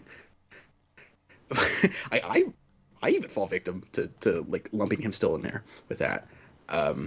It's really, I don't think Curtis Blaydes is a top 2 or 3 heavyweight in the world, but that doesn't mean like you can't like beat the number 1 guy on any given night. Like, he's definitely in that mix where, you know, every division has like a mix, so to speak, you know, of like, these guys can be champion, can win the belt against the champion on any given night. Well, that's what makes lightweight so good historically. Is lightweight historically, it goes 10 deep.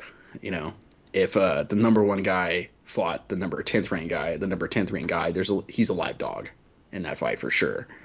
And Curtis Blaydes is in that mix, I think, with at heavyweight still. I think he's always going to be in that mix for the most part until he falls off. You know, he's always kind of been like that. Kind of has like a little bit of a Corey Anderson to him in the sense that, like, this is his first time getting a title fight because there was always a guy in front of him, kind of, so to speak. There's always a guy sending him to the stratosphere. Do you think it's the manner of the losses that are throwing a lot of people off Curtis? Maybe, actually. That's a good point. Because, one of my favorite quotes in MMA history is, "That's Herb Dean's fault." You know, it's Derek Lewis and Curtis Blaydes. You know, there's both Ngannou ones. Oh, and what's Pavlovich. The other one? There's a fourth one. Oh, man. That was the most recent one. And that one was weird because he got hit early and he just went, "I'm done." Like, he just was like in survival mode for the next 3 minutes. That one was a weird and brutal one. Man, maybe. And I think another thing too is, I think we collectively as fans go, Aspinall is still kind of unbeaten in the UFC, even though it's technically not true. In our minds, it doesn't feel like a real loss. It's kind of hard to comprehend the Curtis Blaydes loss because it is an injury, and it's an injury 15 seconds into a fight in a sport where anything can happen. It's always really hard to compute mentally those losses, I believe, as a fan base. And Curtis Blaydes is 1-1 in his last two, whereas Tom Aspinall is 2-0, 2-1 if we go back to the Curtis Blaydes fight. But the Pavlovich fight wasn't that long ago. It was last year, and then he was brought in against Almeida to be like, all right, Almeida, teep kick, double leg this guy, and then we'll get you that title fight against Tom Aspinall. And Curtis did the world a favor. Yeah, well, he fell for it in round one. It was really funny. I fucking lost it, or I effing lost it. Sorry, my inner sailor in me came out for a split second. Yeah, I lost it. I was cracking up. Even on the rewatch, I was like, oh my god, it worked. This guy has the best base in MMA. Are you playing that Breaking Bad meme in your head? Yeah, every time. Like, well, there's like I said, there's two sides of Joe. There's the watch it burn Joe is like, yes, beat John Jones with this. And the other one is like, he can't keep getting away with this. I think this fight is. I think it's. I'm not gonna say Curtis Blaydes is winning this fight. He can. I think you and me are in agreement with this. Right. I think it sounds like you and me are on the exact same page here. So we'll talk about Curtis in a bit more detail here. So we've got an 18-4 record, 13 KO finishes, 5 decisions. So he's never had a submission in his career. All of his losses have come by knockout, as we mentioned before. A very strong wrestling background. But we mentioned earlier in the show that one of the big flaws with Mikhaev is the way he doesn't mix up his striking to get the most out of those grounded situations. Curtis Blaydes has some of the hardest ground and pound that you can come across, especially for the heavyweights. He knocked out Overeem in guard with short elbows. And granted, mileage is a thing, so I can understand someone going like, well, that's Overeem who's chinny. Sure. Hey. He's done it to other people too. Even a guy with a strong chin would struggle to handle those shots. As someone who has simulated what it feels like or what it's like to strike from the top and striking from the bottom, just one day have a friend of yours hold mats up and have him in your guard and hold mats up and punch from your guard. It's not going to feel good. It's going to feel awkward. You're not going to have the power on it. And then flip positions. Punch the mats or elbow mats on someone on the ground or lay a mat down and start cracking it. And you're going to notice there's a huge power jump and coming straight down on something. And yeah, Curtis Blaydes is a guy who can knock you out on the feet. So he definitely can do it on the ground too. And ground and pound is a skill as well. And he's very skilled in ground and pound. If there is one big flaw I have seen with Curtis Blaydes, though, and I think a lot of people have sort of jumped on this. Obviously, we know he's a great wrestler. We know that he's made real leaps and bounds with his striking. We saw that against Dorcas, and we saw that against JDS. I think the big issue I have with Curtis Blaydes is he can't seem to blend the two. So he will strike with an opponent, and then it's almost like, pause, now I'm wrestling.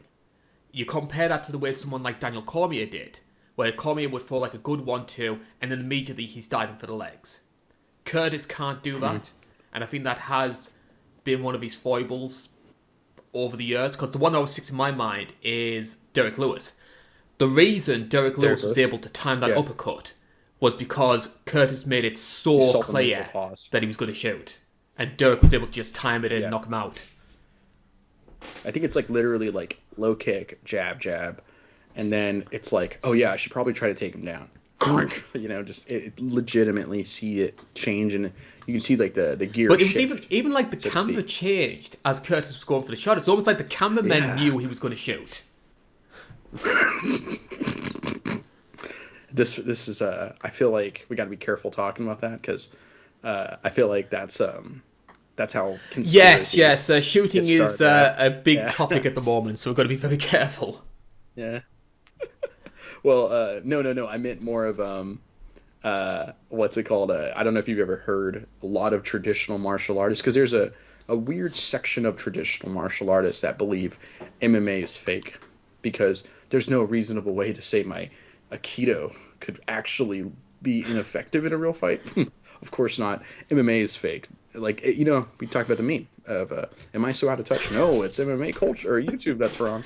This is like it's like is my martial art really that ineffective? No, it's MMA that's fake. Is legitimately what like they're kind of doing. So there's the famous moment of the Showtime kick. Okay, so everyone forgets this part. Benson Henderson accidentally runs into the cage when he's backing up. Right, WC smaller cages. He puts his he kind of has like a mental oh I just hit the cage and he puts his foot to touch the back of the cage, like to be like yeah that's this okay cool I got a circle.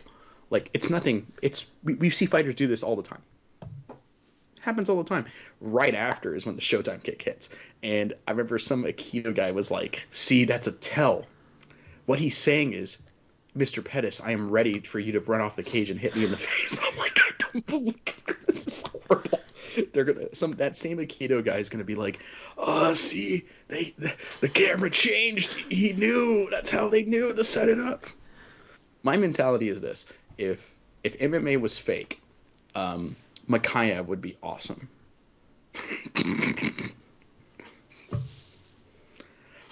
I mean, you know, okay. Actually, if MMA was fake, Colby Covington would have a huge string of finishes.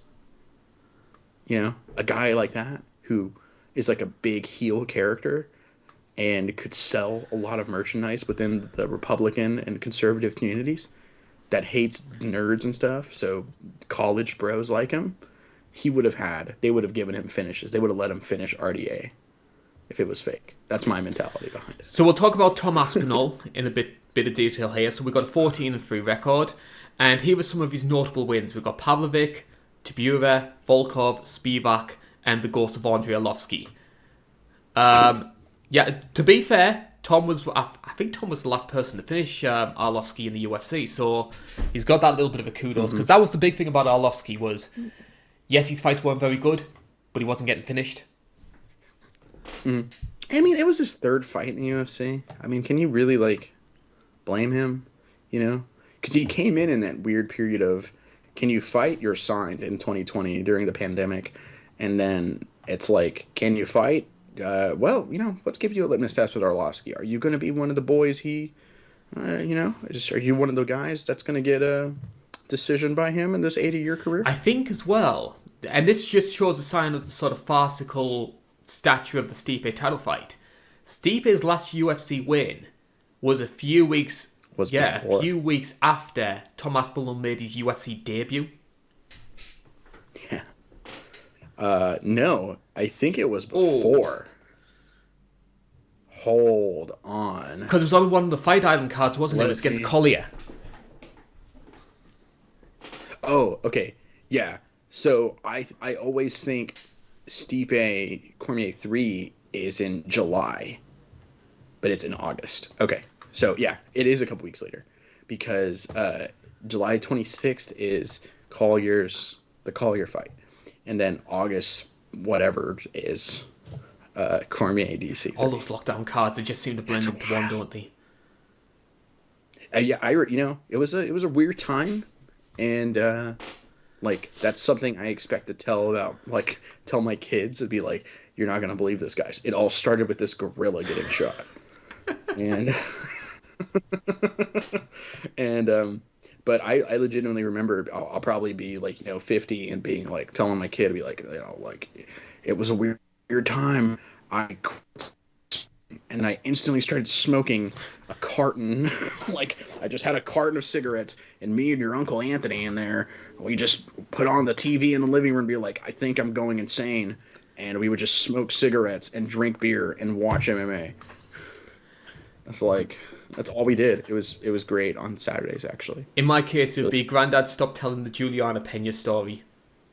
that's fair. With me, it'll be like, Dad, Grandpa, you have to admit it. 194 exists. I shunned that day. Like, if Pop Pop was blacked out by the end of it, it didn't happen. So, what is it about Tom Aspinall that you think has got people so excited? Or is this just an example of... Flavor of Because the month? yeah, because there are a lot of people that want John Jones to lose to anyone, and I think they'll invent reasons to try and say, no, this is the guy that's going to do it. Is this another situation with Tom, or do you think there are legitimate things that are getting people excited? I think it's. I think you can do column A and column B, but I will say, I think it's mostly the fact that this guy's really good. Like, everyone talks about the eye test in sports. You know, a lot of people will like in basketball, you'll always see people the age old question of Michael Jordan versus LeBron James. Well, LeBron James has played for more seasons and he has more total points, and then the Michael Jordan fans will say like, okay, well, on year average for stats because once played much more larger sample size to collect from and all that. Older fans and analysts will go, well, just look at the eye test. Who was the better guy? You have one guy who's complaining to the refs, the other guy who's jumping over referees and dunking on them. Like, I think the eye test with Aspinall is unbelievable because I remember his debut like it was yesterday. It feels like, and we instantly went, "Whoa, whoa, who's this kid? Like, this guy's awesome. Like, what is this guy?" And because it was in that period of COVID cards where I would wake up early on purpose and watch the first prelim all the way to the main event and just smoke cigarettes and eat food, call DoorDash and do that. And I went, yo, who is this guy? Like, from the jump, he just was a little bit different. He's built a little bit different, like frame and build. He isn't like at heavyweight. You're either ripped or you're like Roy Nelson or Jake Collier here. And he's kind of like a leaned, wide-shouldered build. It's kind of a unique look. You're like, is that Frank Mir? And it's like, no, it's a British guy. It's just very, like Frank Mir to me. It's very Frank Mir-esque. Frank actually had a similar sort of physique, I felt. Yeah, actually, that's now I think about it. Frank Mir's Hispanic, right? Is he really? Yeah, you know what his first name is not Francis, like a lot of people think. It's Francisco. Yeah, he's Cuban. Actually, yes, I do remember him mentioning it because I think he had the Cuban flag on his shorts. Yeah, and that's why his daughter looks the way she does. Like, his daughter looks very Hispanic. Yes, and Isabella, I believe, also Hispanic origins in that name. Yeah, she's built as well. True. Yeah, I want her to fight. I've seen a lot of people ask for that. Brock Lesnar's daughter legitimately is apparently one of the strongest women on the planet right now. Like, isn't she like a shot putter? Pound for pound. Yeah, she's shot putting. Like, I think she broke the NCAA women's record for shot put, and I'm like, wow, that's insane, dude. And I'm not gonna comment anymore. I that poor girl has probably heard enough after the side by side picture came out. That's what I'll say. Yep. I don't like your dad anymore, but I'm not gonna Yeah, you wouldn't dare say anything bad. Yeah, I mean, that's for Uncaged. If you want to see me go all in on her, good link. Let's try and get back to this fight then, because as we sort of touched on before, I actually think this is going to be a lot more competitive than people think, and maybe this might come back to haunt me. I've been wrong many times when it comes to this show, but I've just got this niggling feeling that people are underestimating how good Curtis Blaydes is. Yeah, I think he's going to make it.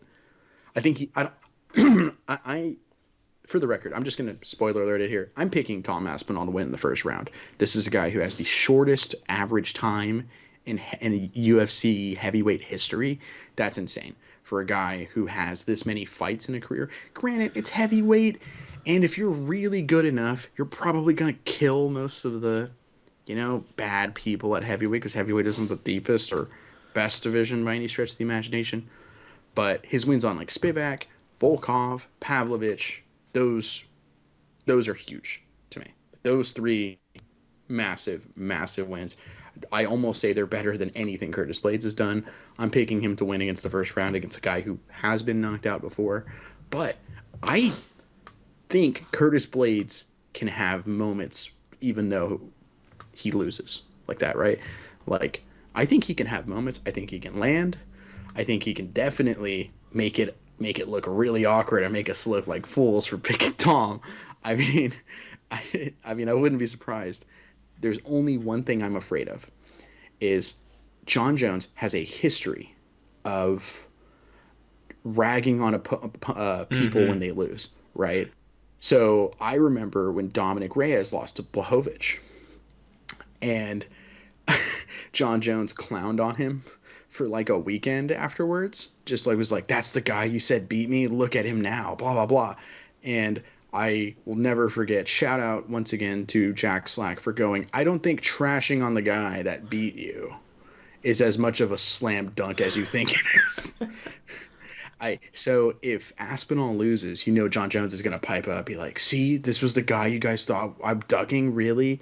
Like, I don't think the guy you're clearly ducking losing is as much of a dunk as he thinks it is. And he's not going to look at it this way. Besides, he's too busy going to court for trying to fight someone for just taking a drug test, apparently. So one more question before we move on to the main event. If Curtis Blaydes was to win this fight, do you think John Jones would be more or less inclined to fight after Stipe? No. I think he's gone no matter what. I think he sees his exit out, and I think it's going to taint his resume forever. I think he's already. I was thinking more in the context of, let's say John definitely sticks around after Stipe. Do you think he would fight the bigger monetary fight in Tom Aspinall, because it would be a bigger fight than Curtis Blaydes, and run the risk of losing, or do you think he would take the lower profile but arguably easier Curtis Blaydes fight? I think he would rather take the Curtis Blaydes fight, but I'm going to give you a third option that you're not going to like. I think he goes the third. You think he wants Porter? Yeah, I think so. Which, on one hand, really funny if Alex Sean Strickland him. Like, can you imagine? Only after the Ankalaev fight. I need the Ankalaev question answering. Yes, we do. If I will say, it's MMA still, but slightly off topic. I've been thinking about it when I was smoking a cigarette with the dog. He was smoking too. It was awkward. But if Ankalaev gets knocked out and he tries to wrestle, but he gets knocked out still by Poton, okay, I'm shutting up forever on him. I think at that point I'm sold. And that's fine. And I'm in the same sort of boat. I just need that question answering. We gotta exactly. Have it. And we also need a question answering in our main event, because the first time we tried to ask this question, the result was inconclusive. It is a rematch between Leon Edwards and Belal Muhammad, and the welterweight title is on the line. And I have to say, Joe, as well, I find this title fight to be a really refreshing change from the UFC, because I've been very critical of the UFC recently for fast-tracking guys who are big trash talkers, have a flashy style, have a sort of social media die-hard fan base, and those are the guys that the company seem to be fast-tracking to the top. I am happy that we have two people fighting for the belt because they've earned it. Like, Leon has not lost a fight since 2015. Belal hasn't lost a fight since 2019.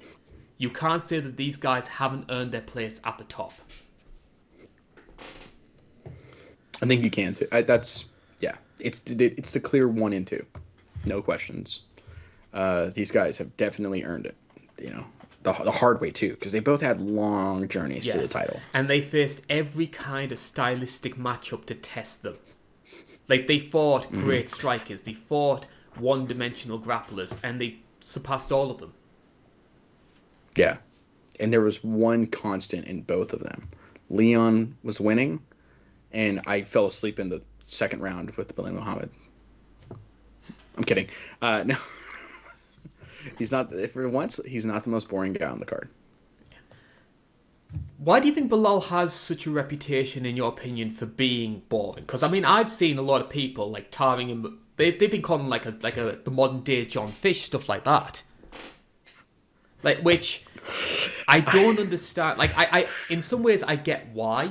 Because he can be quite conservative. Yeah. But, I mean, he didn't shoot for a single takedown against Gilbert Burns. Pieced him up. And yet... Here we have everybody saying, "Oh, he's just going to wrestle Leon. It's going to be really god awful to watch." I mean, yeah, he didn't shoot a single takedown against Gilbert Burns, and I didn't think that fight was very good at all. I'll be honest.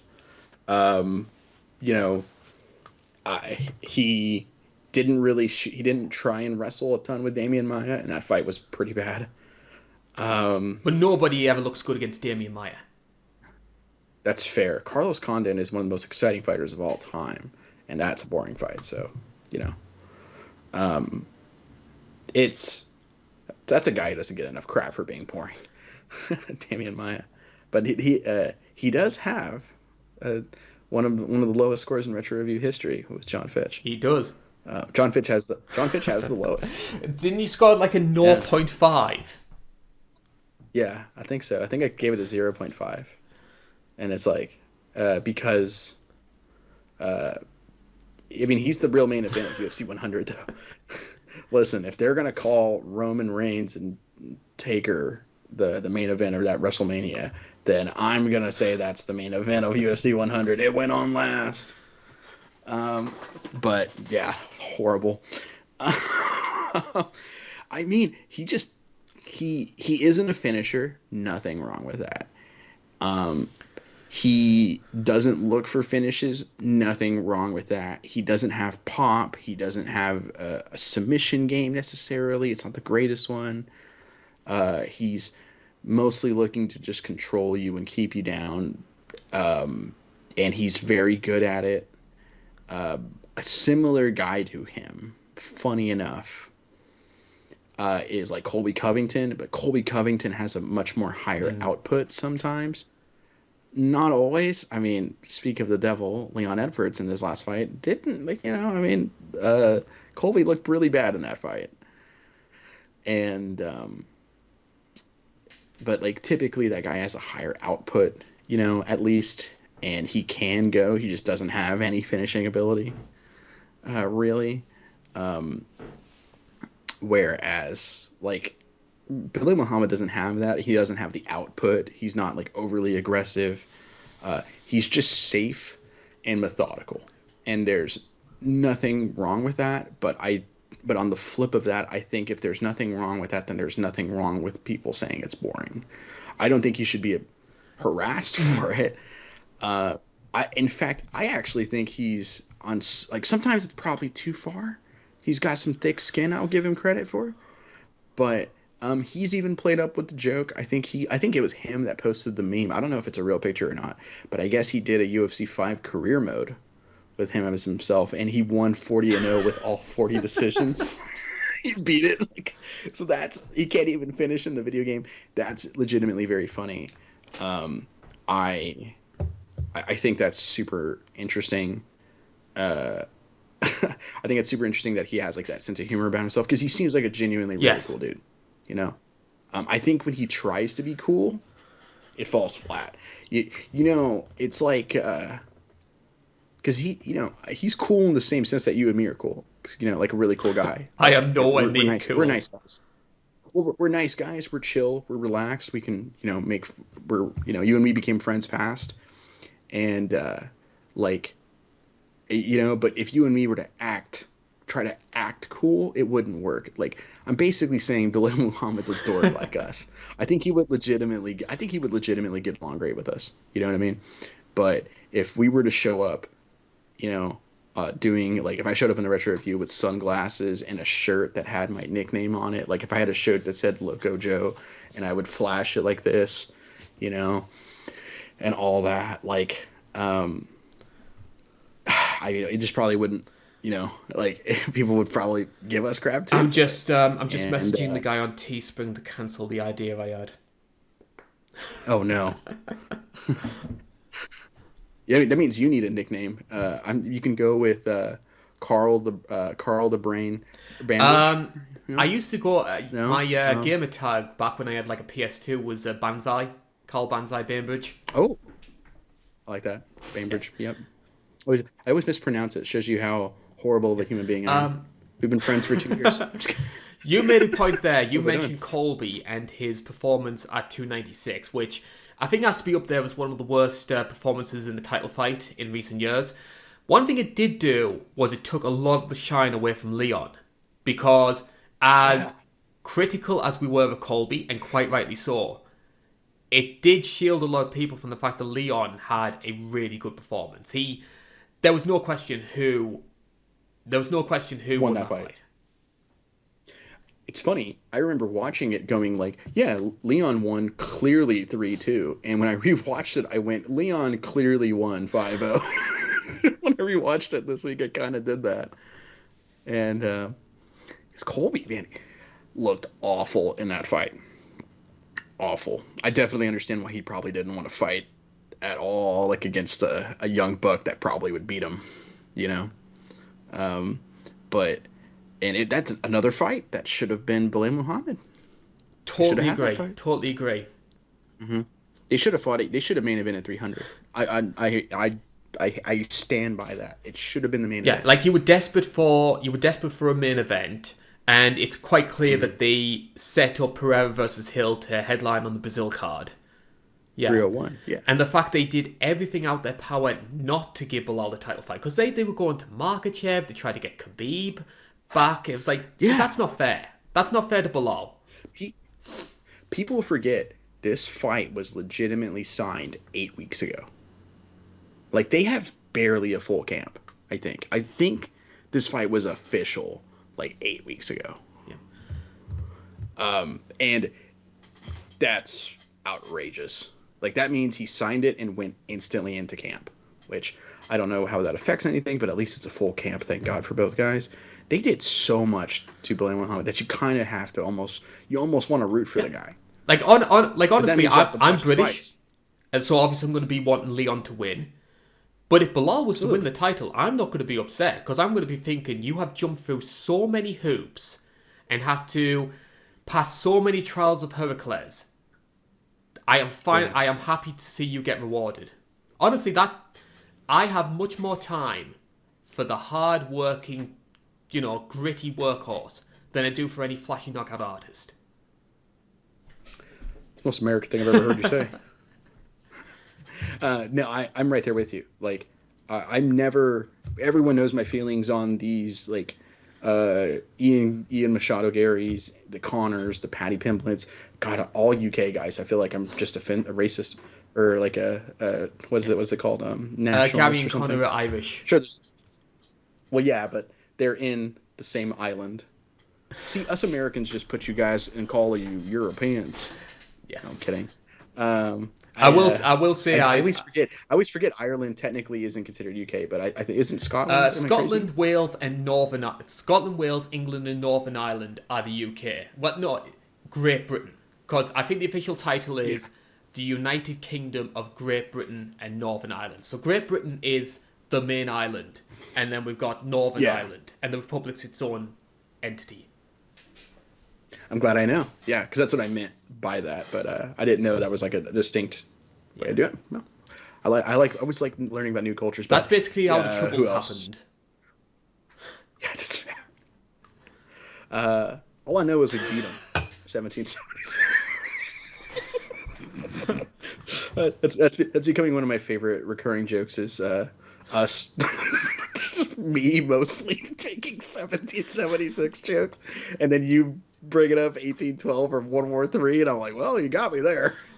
Um, but it's like, I didn't like Mike Perry all that much either coming into the UFC because it was like loudmouth guy talking about wanting to beat up Robbie Lawler, KO artist, all this stuff, you know. And his corner man, Alex Nicholson, was racist. I always forget about that. But yeah, because he fought in Bellator as like the Spartan. I think he was in PFL also. The Spartan was his name, his nickname. But I never really care for a lot of these like definitely clearly pushed knockout artists. You know what made me a Darren Till fan was his story, and like, hey, this is a guy who he isn't knocking out everybody, but he's charismatic and he's a technical striker. Like, I like this. Maybe he'll get some love. Oh, he's going to get a main event against Cowboy. They're going to push this guy. Sweet. And like, Wonder Boy is similar vein. These genuine people like Belal Muhammad, who, Wonder Boy is super flashy, that said, but like these genuine personalities, getting kind of thrown to the top, or making their way to the top through hard work is just, it's great to see. If Belal Muhammad won, what a middle finger to the UFC press. Totally agree. And I love it. I'm as a fan, I'm gonna root for Leon here, but I'm not gonna be upset with the Belal Muhammad win. I totally agree. One of the things we haven't talked about, which we really should do before we sort of wrap things up, obviously these two fought in 2021. It was in the Apex. Belal took it on short notice, and obviously I rewatched that fight to obviously try and get some gauge of what could happen. Me too. Leon Edwards has always had a reputation of, yes, he's very good at what he does. Like, he's striking very accurate. Everything he seems to do is done very well. He does have a reputation, though, for being a bit too passive, waiting for the perfect shot. Mm-hmm. The only time I've seen Leon in his recent fights go out and be a lot more aggressive was against Belal Muhammad. Is that maybe a sign that Leon doesn't respect Belal's game? I don't think he respects his striking. I think, because man, he was clobbering him with head kicks. Like, that's what sucks about that is I wanted an immediate rematch, admittingly, because you never know. You really don't. Belal Muhammad could have summoned like all of his power into one punch and maybe had knockout power to KO Leon, or he could have taken Leon down the last 3 rounds and won. So you never know, kind of thing. But Leon was making it look easy and was blasting Belal Muhammad with everything, and that was also after a huge layoff. So I think he was motivated, though. I think it was a potentially like, oh, I know I could just go at this guy. He has no threat to me in the striking. But also, I think he was there to prove a point. Because I think it was around that time that the whole Hamzat fight fell through. And people, like, the perception was, Leon ducking Hamzat. I believe Belal was a short notice replacement for Hamzat. Oh, yeah. And that was back when it was like, well, he can do this once. I just hope he doesn't make a habit of this 4 years later. And it's like, he's fought twice. Like, this guy's fought 2 or 3 times. But it's so dumb. I think for sure it's interesting that, what's the word I'm looking for here? I'm trying to think of I think Leon knows he's the better striker, and I think he's confident in his anti-wrestling to just go at it. And I think for Belal, he seems like he's going in with, because he has improved dramatically as a striker since then. But I mostly wonder of how, like, do you think you can take him down if he's launching and blasting you? Because he's a very durable guy. And Leon has pop, but it isn't like he's kind of in that Bobby Green level, Yeah. I'd say. Where like getting kicked in the head, by the way, though, like as we've said multiple times, that's a baseball bat you're swinging. Pop is more so for punching a guy in the face, kind of thing. Getting kicked in the head by Crow Cop and getting kicked in the head by, well, okay, Crow Cop's a horrible example. Getting kicked in the head by like Leon and Masvidal would probably be like, oh, that's probably about the same level of pain I'm taking, even though one is much more known as the knockout artist kind of thing. Yeah, I think for an official prediction, I think Leon wins. I think 49-46 is the way to go. Part of me says 48-47. I'm going to say 48-47. I can see. Yeah. Okay. I could see Belal taking one of the first two rounds and the final round. I think Leon will just do enough to get this done. I think Belal is very well rounded, but can I see him outworking Leon to get a decision? I'm not entirely sure because I don't see Belal finishing this fight. Yeah, I don't think so either. I'm glad we're both in agreement of like, it's not going to be a clean sweep. I think everybody who says that is outrageous. It's not going to be a clean sweep at all. I think if anything, the reason I say 49-46 is I think Leon is just a clear better than Belal Muhammad, but I don't know if it's close enough for it to be 48-47. I don't know. I think yours is more likely though, but I am picking. And the truth is, I don't think this is going to be a good fight, but it's a fight that needs to happen, and I'm happy it's happening. It's on my bingo list of yearly predictions I did in January that this fight won't be that bad. So yeah. I said that this fight actually won't be that bad because the first fight isn't bad. First fight's fine. And that just anticlimactic. A nice positive ending for the show there.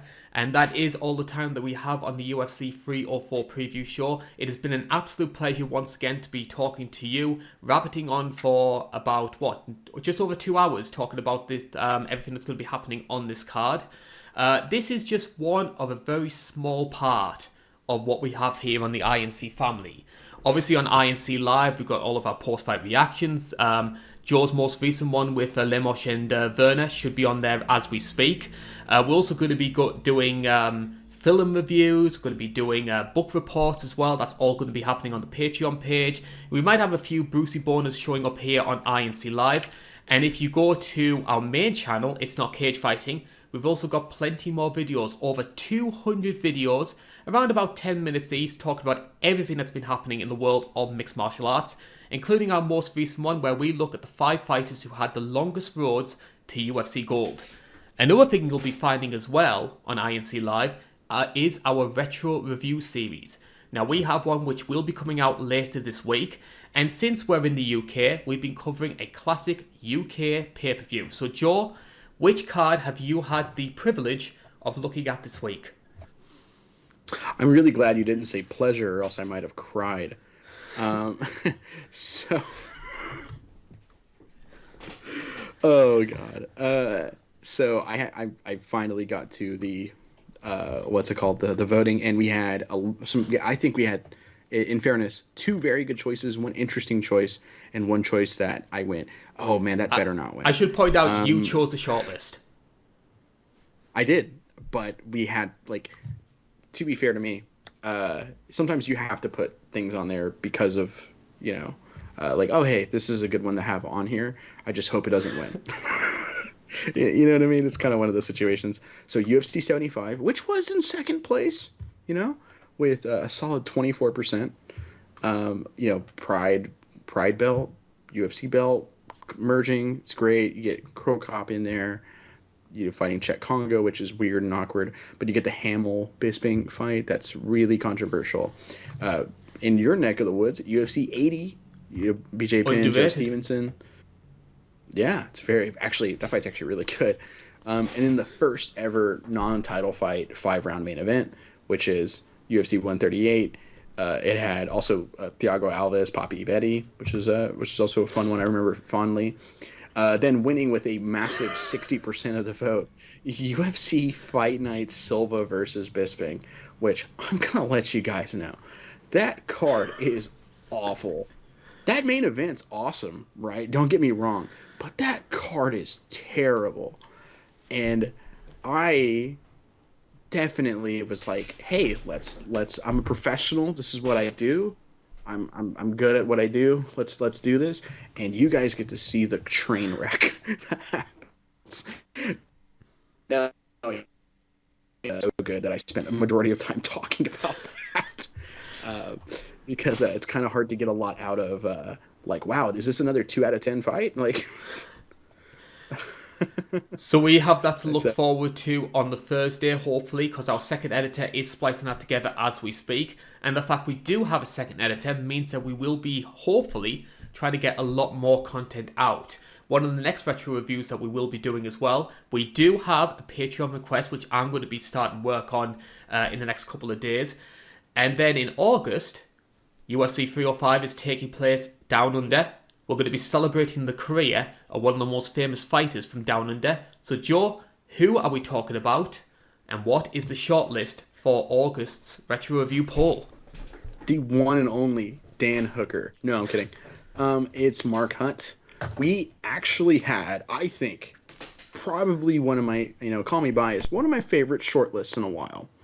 We had Fight Night Hunt versus Mir on here, which I knew wasn't going to win, but if it did, at least I can talk about the Hector Lombard Neal Magny fight, which is great.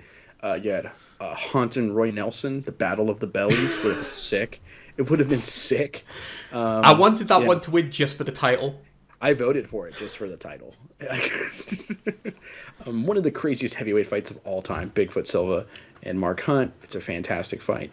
But with 55% of the vote, Pride Shockwave 2004 happens, which is Fedor, Minotauro, and then Vanderlei and Mark Hunt. Rulon Gardner's one MMA fight against Tadahiko Yoshida, like 2 Olympic gold medalists, one in wrestling, one in judo.